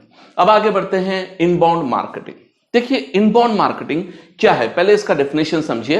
Inbound marketing focus on creating useful and relevant content for users to attract them towards our brand and convert them to long term customers and promoters. मतलब इनबाउंड मार्केटिंग का गोल क्या है कि कंटेंट के जरिए से, इनबाउंड मार्केटिंग में one of the most important factor होता है कंटेंट मार्केटिंग। यानी अगर आप अपने कस्टमर को रीच होकर, आप अपने कस्टमर को जो है विजिबल होकर उनसे अपना बिजनेस लेना चाहते हैं, तो आप कस्टमर को अट्रैक्ट करना होगा on the basis of content. तो यहां पर आप देखेंगे तो आप इनबाउंड मार्केटिंग में ये तमाम चीजें जो है इंप्लीमेंटेशन किए जाते हैं। इसमें सबसे पहला फैक्टर है कंटेंट मार्केटिंग। तो इनबाउंड मार्केटिंग का मतलब एग्जांपल मैं आपको देता हूं, समझने की कोशिश कीजिए। फॉर एग्जांपल मैं एक ज्वेलरी शोरूम का ओनर हूं, ठीक है, या मेरे क्लाइंट एक ज्वेलरी शोरूम ओनर है। उन्होंने कहा कि भाई मुझे इनबाउंड मार्केटिंग चाहिए, तो मैं क्या करूंगा, एक स्ट्रैटेजी बनाऊंगा जहां पर मैं कंटेंट प्लान बनाऊंगा। जैसे फॉर एग्जांपल मैं कंटेंट प्लान रखूंगा how to buy gold jewellery, ये एक आर्टिकल मेरा प्लान है, एक ब्लॉग आर्टिकल बहुत ही डिटेल में मैं लिखूंगा। उसके बाद टाइप्स ऑफ गोल्ड, यानी गोल्ड के कितने कैरेट्स और कितने टाइप्स होते हैं, एक मैं आर्टिकल बनाऊंगा जिसमें मैं एक वीडियो बनाऊंगा जिसमें मैं how to identify a fake gold, यानी इतने डिफरेंट एस्पेक्ट्स में रखूंगा जिसके जरिए से मैं जो है अपना कंटेंट का प्लान कर सकूंगा और इसके बेसिस पे हम ट्रैफिक जनरेट करेंगे, ठीक है, उसके बेसिस पे हम लीड्स भी जनरेट कर सकेंगे। तो content marketing is the biggest part of our inbound marketing.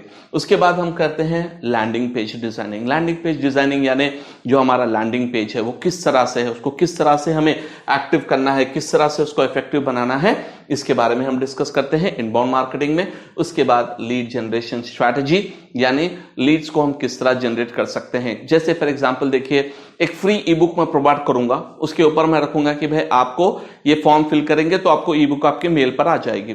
क्योंकि आपको एक फ्री ई बुक मिल रही है तो आप डेफिनेटली क्या है उस फॉर्म को फिल करेंगे। तो उस तरह के स्ट्रैटेजीज यूज करके हम लीड जनरेशन कर सकते हैं।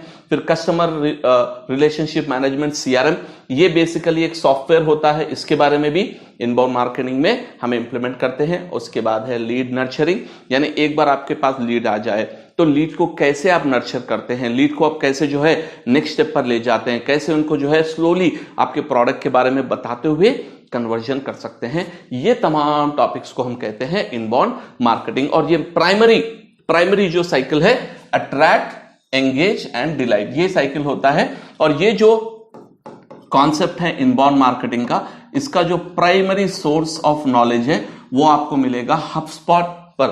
HubSpot इज अ CRM और इनका बहुत ही बड़ा जो है कंटेंट डेटाबेस है जहां पर इन्होंने इस टॉपिक को डेवलप किया है। और फिर अट्रैक्ट करने के लिए क्या यूज करते हैं, एंगेज करने के लिए क्या यूज करते हैं, डिलाइट करने के लिए क्या यूज करते हैं, ये चीजें मैंने यहां पर दी है। तो इन शॉर्ट याद रखिए, कोई भी कंपनी को अगर नेक्स्ट लेवल पर मार्केटिंग करनी है और ग्रो करना है तो डेफिनेटली उनको चाहिए कि वो इनबाउंड मार्केटिंग के जरिए से, कंटेंट के जरिए से अपने बिजनेस को ग्रो करे, कंटेंट के जरिए से वो अपने प्रोजेक्ट को ज्यादा से ज्यादा लोगों तक पहुंचा सकते हैं। नेक्स्ट टॉपिक है ईमेल मार्केटिंग।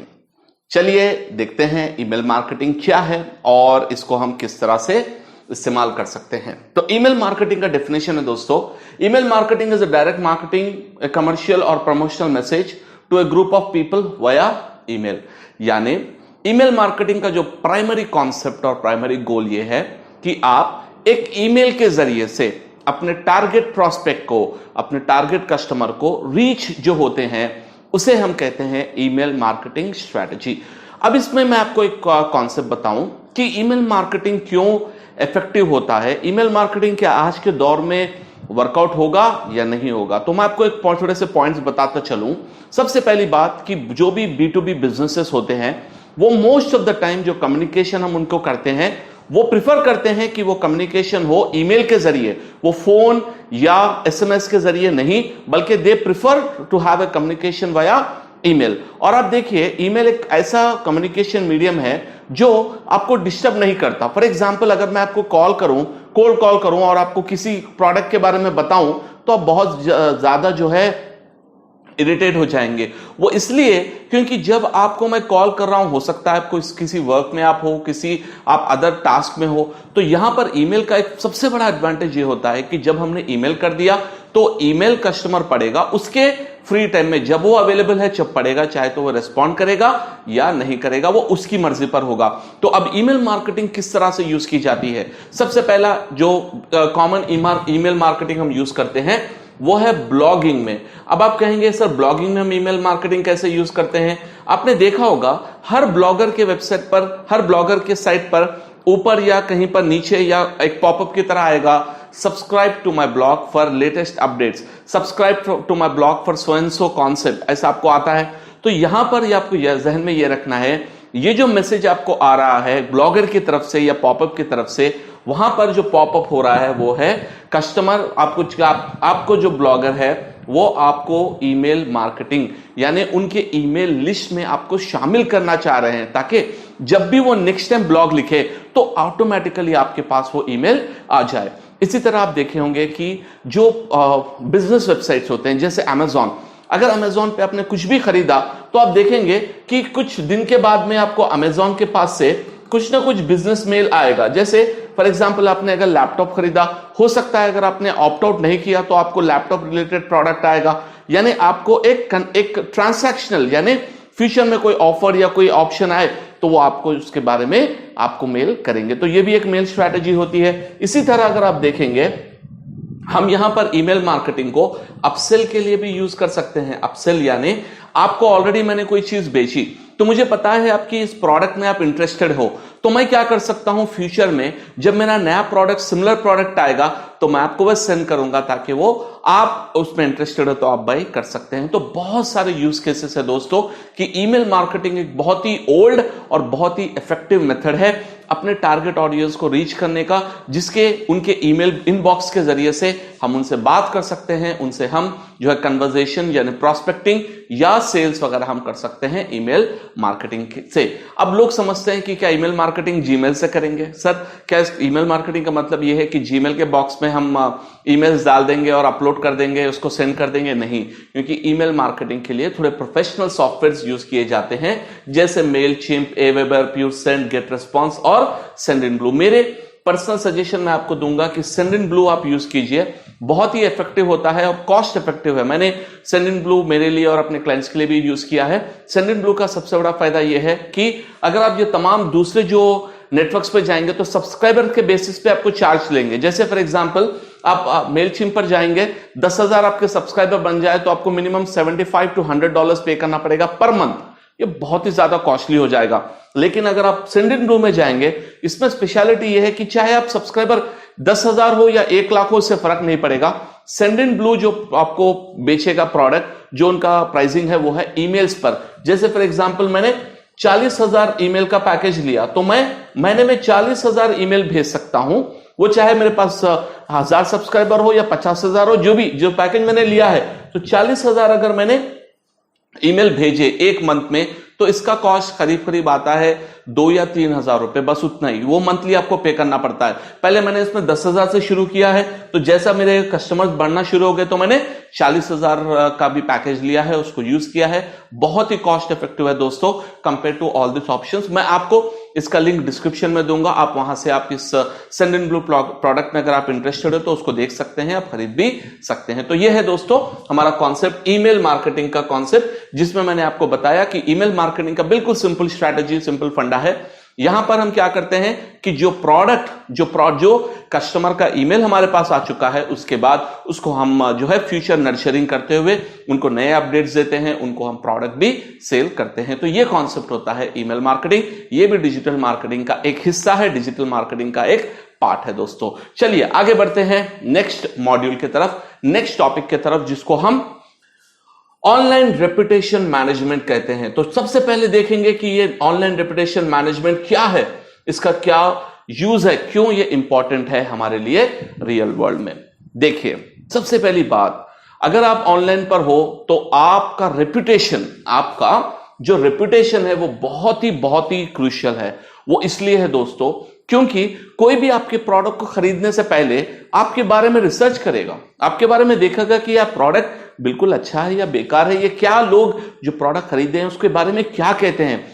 जिस तरह आप ऑफलाइन में देखते हैं ना, ऑफलाइन में इंक्वायरी करते हैं, भाई ये प्रोडक्ट खरीदना चाह रहा हूं, ये गाड़ी अच्छी है, ये कार अच्छी है, ये सो एंड सो प्रोडक्ट अच्छा है या नहीं है, तो उससे आपको पता चलता है हाँ ये प्रोडक्ट अच्छा है तो आप उसको खरीदेंगे। तो ऑनलाइन रेपुटेशन मैनेजमेंट का मतलब होता है, सबसे पहले इसका कॉन्सेप्ट क्या है वो देखेंगे। Reputation management is the practice of monitoring reputation of an individual, चाहे वो इंडिविजुअल हो या brand, to improve its reputation and remove any negative references about the brand. यानी मैं आपको हिंदी में सिंपल से समझाता हूं दोस्तों, ऑनलाइन रेपुटेशन का मतलब होता है कोई भी ब्रांड, कोई भी इंडिविजुअल या ब्रांड के रिलेटेड हम उनके तमाम ऑनलाइन सोर्सेस पर मॉनिटरिंग करेंगे।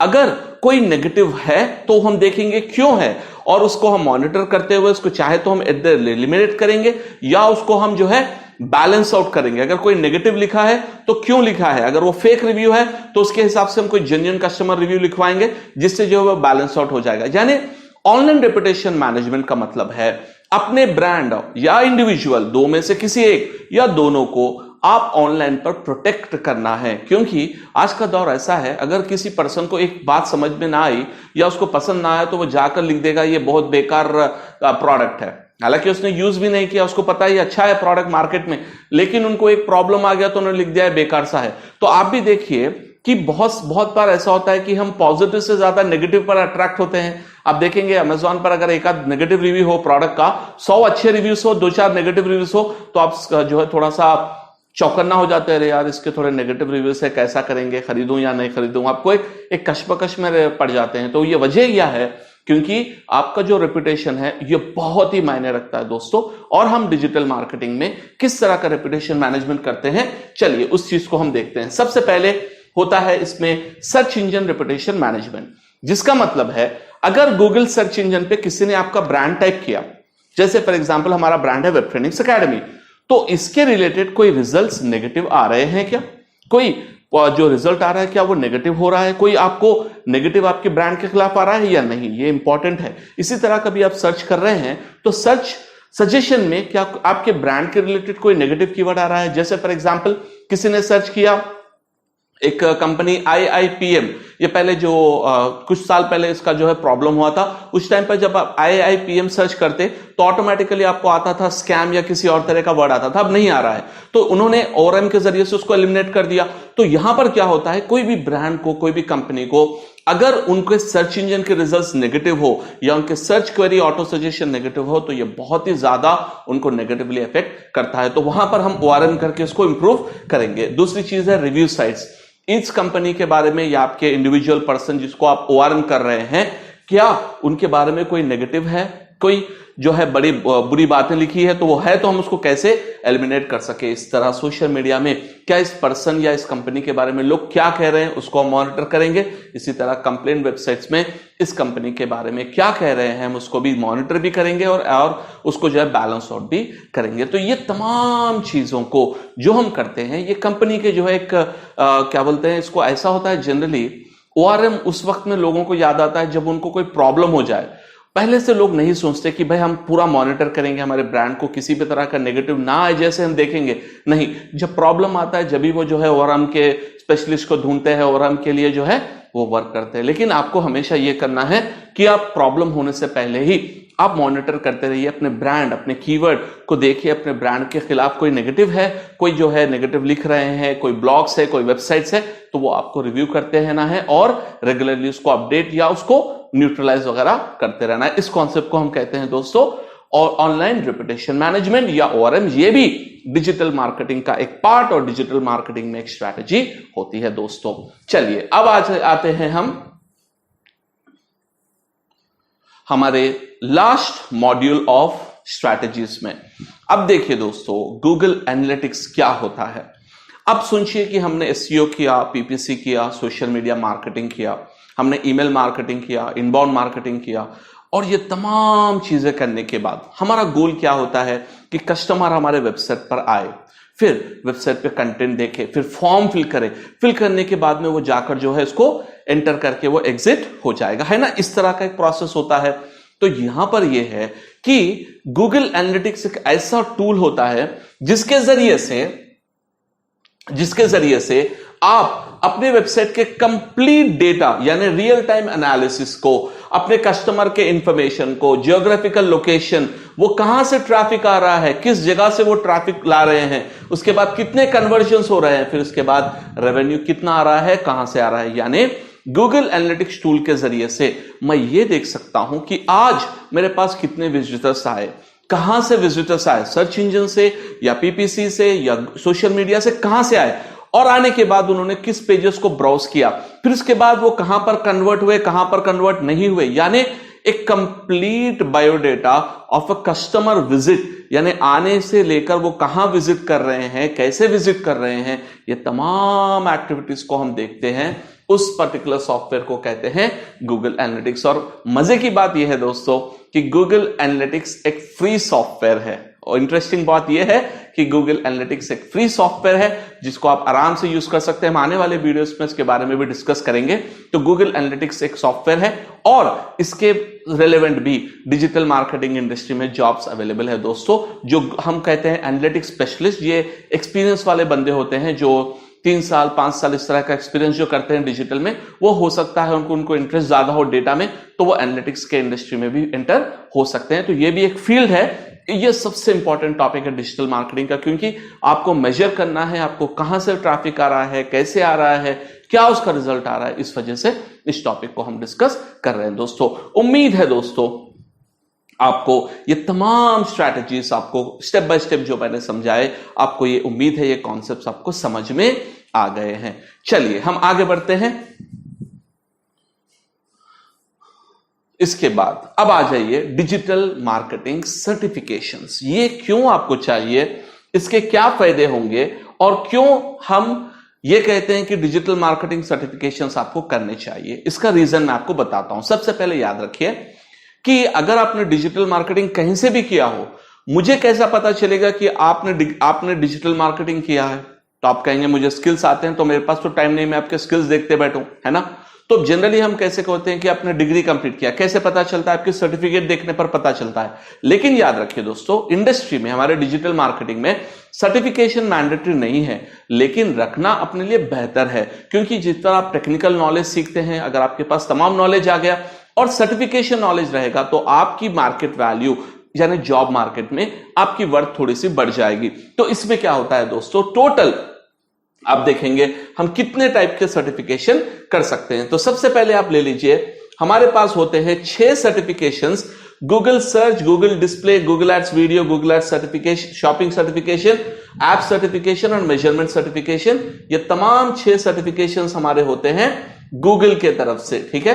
तो गूगल एड्स जो प्रोडक्ट है उसको हम करेंगे तो ये सर्टिफिकेशंस हम कर सकते हैं। इसके बाद होता है हमारे पास और एक सर्टिफिकेशन है गूगल एनालिटिक्स, मैंने जो आपको बताया उसका, ये भी गूगल का ही सर्टिफिकेशन होता है, तमाम के तमाम फ्री होते हैं दोस्तों। उसके बाद हबस्पॉट पर आप इनबाउंड मार्केटिंग सर्टिफिकेशन कर सकते हैं, सिमरश पर एसईओ सर्टिफिकेशन कर सकते हैं, और फेसबुक पर आप जो है एक पेड है, लेकिन मैं रिकमेंड नहीं करूंगा दोस्तों, $150 का वो सर्टिफिकेशन होगा। अगर आप एग्जाम बिलफर्स फेल हो जाए तो फिर से आपको वो पैसे पे करके लिखना पड़ेगा, तो बहुत ही ज्यादा एक्सपेंसिव है। आप फेसबुक सर्टिफिकेशन ना भी करें तो कोई प्रॉब्लम नहीं है। इसके साथ और एक भी सर्टिफिकेशन आता है दोस्तों, बिंग एड्स, मैंने यहां पर नहीं लिखा लेकिन बिंग एड्स का भी सर्टिफिकेशन आता है, आप करेंगे तो बेहतर है। तो एक पॉइंट आपको बताता हूं, मेरे एक स्टूडेंट थे जो है बाहर जाने का जिनका प्लान था, और उन्हें अभी जो है वो अभी फॉरेन में सेटल हो चुके हैं as a manager, digital marketing manager. तो उनका जो जब यहां पर इंडिया में थे, उन्होंने बहुत हार्डवर्क करके तमाम सर्टिफिकेशंस को क्लियर किया, गूगल एड्स के, गूगल एनालिटिक्स के सर्टिफिकेशन, हबस्पॉट, एवरीथिंग। जब वो फॉरेन गए तो वहां पर उनकी नॉलेज को देखने के बाद इमीडिएट जैसे उन्होंने अप्लाई किया, उनका फर्स्ट या सेकंड जॉब भी उनको अच्छी कंपनी में जॉब मिल चुकी थी। क्यों?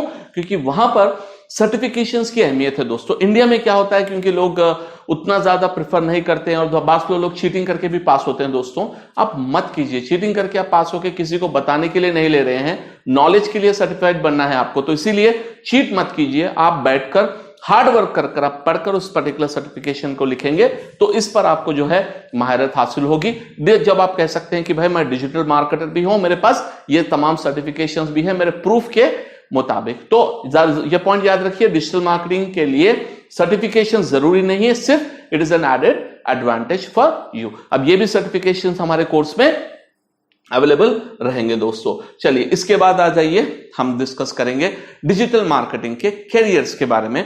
इसमें क्या करियर बन सकता है, क्या इसमें हम जो है कर सकते हैं। तो सबसे इंपॉर्टेंट पॉइंट आप याद रख लीजिए, सबसे पहला जो पॉइंट है हमारा वो है जॉब्स इन डिजिटल मार्केटिंग। और आपको, क्योंकि दोस्तों हमेशा मेरा यही नजरिया होता है कि जो भी मैं बोलूंगा, जो बिल्कुल आपको जो हकीकत है वो बताऊंगा, क्योंकि मुझे आपको कोई जो है एक लाखों करोड़ों रुपए का आपको जो है प्रोडक्ट बेचना नहीं है। Okay, I am not a fake Guru that आपको जो है 50,000 का या 1 लाख का या 2 लाख का आपको मैं अमेजिंग प्रोडक्ट बेचने के लिए नहीं बैठा हूं। ठीक है, तो जो भी हम आपको बता रहा हूं मैं हकीकत बता रहा हूं, अब उसको समझिए। सबसे पहले अगर आप डिजिटल मार्केटिंग जॉब में एंटर होना चाहते हैं तो इसके लिए क्या जरूरी होता है। सबसे पहले आपका ग्रेजुएशन रहेगा, तो बहुत ही बेहतर बीकॉम, बीएससी, बीटेक या कोई भी ग्रेजुएशन आपका किसी भी फील्ड से हो तो ग्रेजुएशन रहेगा, तो आप मीडियम टू लार्ज कंपनीज में आप एंट्री ले सकते हैं, क्योंकि उनका सबसे बेसिक रिक्वायरमेंट होता है graduation of the candidate. Without graduation वो नहीं लेते। अगर आप 10+2 हो, लेकिन मैंने बहुत सारे ऐसे 10+2 के पर्संस को देखा है, बहुत ही एंथुजियास्टिक, बहुत ही टेक्निकली स्ट्रांग बंदे हैं, आज वो मैनेजर लेवल पे है। वो इसलिए है क्योंकि 10+2 उनका क्वालिफिकेशन है, लेकिन उनका जो एंथुजियाज्म और उनका जो वर्क है टेक्निकल वो बहुत बेहतरीन रहने से स्मॉल एजेंसीज में आपको मिल जाएगा। लेकिन इसमें क्या है, सैलरी कम रहेगी और थोड़ा सा मेहनत ज्यादा करना पड़ेगा। लॉन्ग टर्म के लिए आपको बहुत स्ट्रगल करना पड़ेगा अच्छे पोजीशन तक पहुंचने के लिए। तो मैं ये सजेस्ट करूंगा, अगर आप 10+2 हो तो कोशिश कीजिए आप ओपन डिग्री से या किसी भी तरीके से आप जो है डिग्री कर दीजिए, या आप 10+2 हो, आपके पास टाइम है। अभी आपने सोचा कि भाई मेरे को एक वीडियो में बता दिया education is nothing, self education is everything, आपको किसी ने बता दिया तो आपने सोचा डिग्री छोड़ देंगे, बीटेक छोड़ देंगे। इस तरह की बेवकूफी प्लीज आप मत कीजिए। एजुकेशन जो हम ट्रेडिशनल वे में एकेडमिक पढ़ते हैं वो भी जरूरी है, क्योंकि कंपनीज का मिनिमम एलिजिबिलिटी क्राइटेरिया ग्रेजुएशन होता है। देखिए हर एक पर्सन जो है स्टीव जॉब्स या बिल गेट्स नहीं बन सकता। ठीक है, तो आप अगर देखेंगे तो मैक्सिमम कंपनीज में graduation is a minimum requirement. तो आप एजुकेशन को नेग्लेक्ट मत कीजिए, एजुकेशन के साथ आप टेक्निकल नॉलेज लीजिए ताकि आप अपने करियर में ग्रो हो सके। इसके बाद सैलरीज क्या होते हैं दोस्तों, यहां पर मैं आपको हैदराबाद के पॉइंट ऑफ व्यू से बताता हूं। जनरली स्मॉल एजेंसीज में 10,000 रुपए देते हैं, लेकिन यहां पे मैंने देखा है बास कंपनीज 20,000 भी पे करते हैं डिपेंडिंग ऑन द स्किल्स। अगर बंदा बहुत ही स्किलफुल है तो 20,000 तक देते हैं, लेकिन जो अक्सर हैदराबाद का जो मैं बता रहा हूं, मुंबई दिल्ली का अलग होता है, क्योंकि वहां पे कॉस्ट ऑफ लिविंग बहुत ज्यादा होती है। तो as a fresher without any experience अगर आप कोई कंपनी में जाएंगे 10 to 20,000 is the base salary in Indian agency. अगर आप कोई एमएनसी में जाएंगे तो मिनिमम 20,000 से स्टार्ट होता है एमएनसी में, आपको 25-30 डिपेंडिंग ऑन आपके कम्युनिकेशन स्किल, आपके टेक्निकल स्किल। और एक पॉइंट आपको बता दूं दोस्तों, इन तमाम चीजों में अगर आप सक्सेसफुल होना चाहते हैं, सबसे इंपॉर्टेंट है आप अपने टेक्निकल स्किल्स को परफेक्ट कीजिए। इसके बाद आपको सेकंड इंपॉर्टेंट एस्पेक्ट है वो है आपका सॉफ्ट स्किल्स, यानी आपके इंग्लिश स्पीकिंग स्किल्स, आपके जो है ability of communicating with people और आपका इंटरव्यू देने का तरीका, जो तमाम चीजें सॉफ्ट स्किल्स में आती है ये आपको इंप्रूव करना पड़ेगा।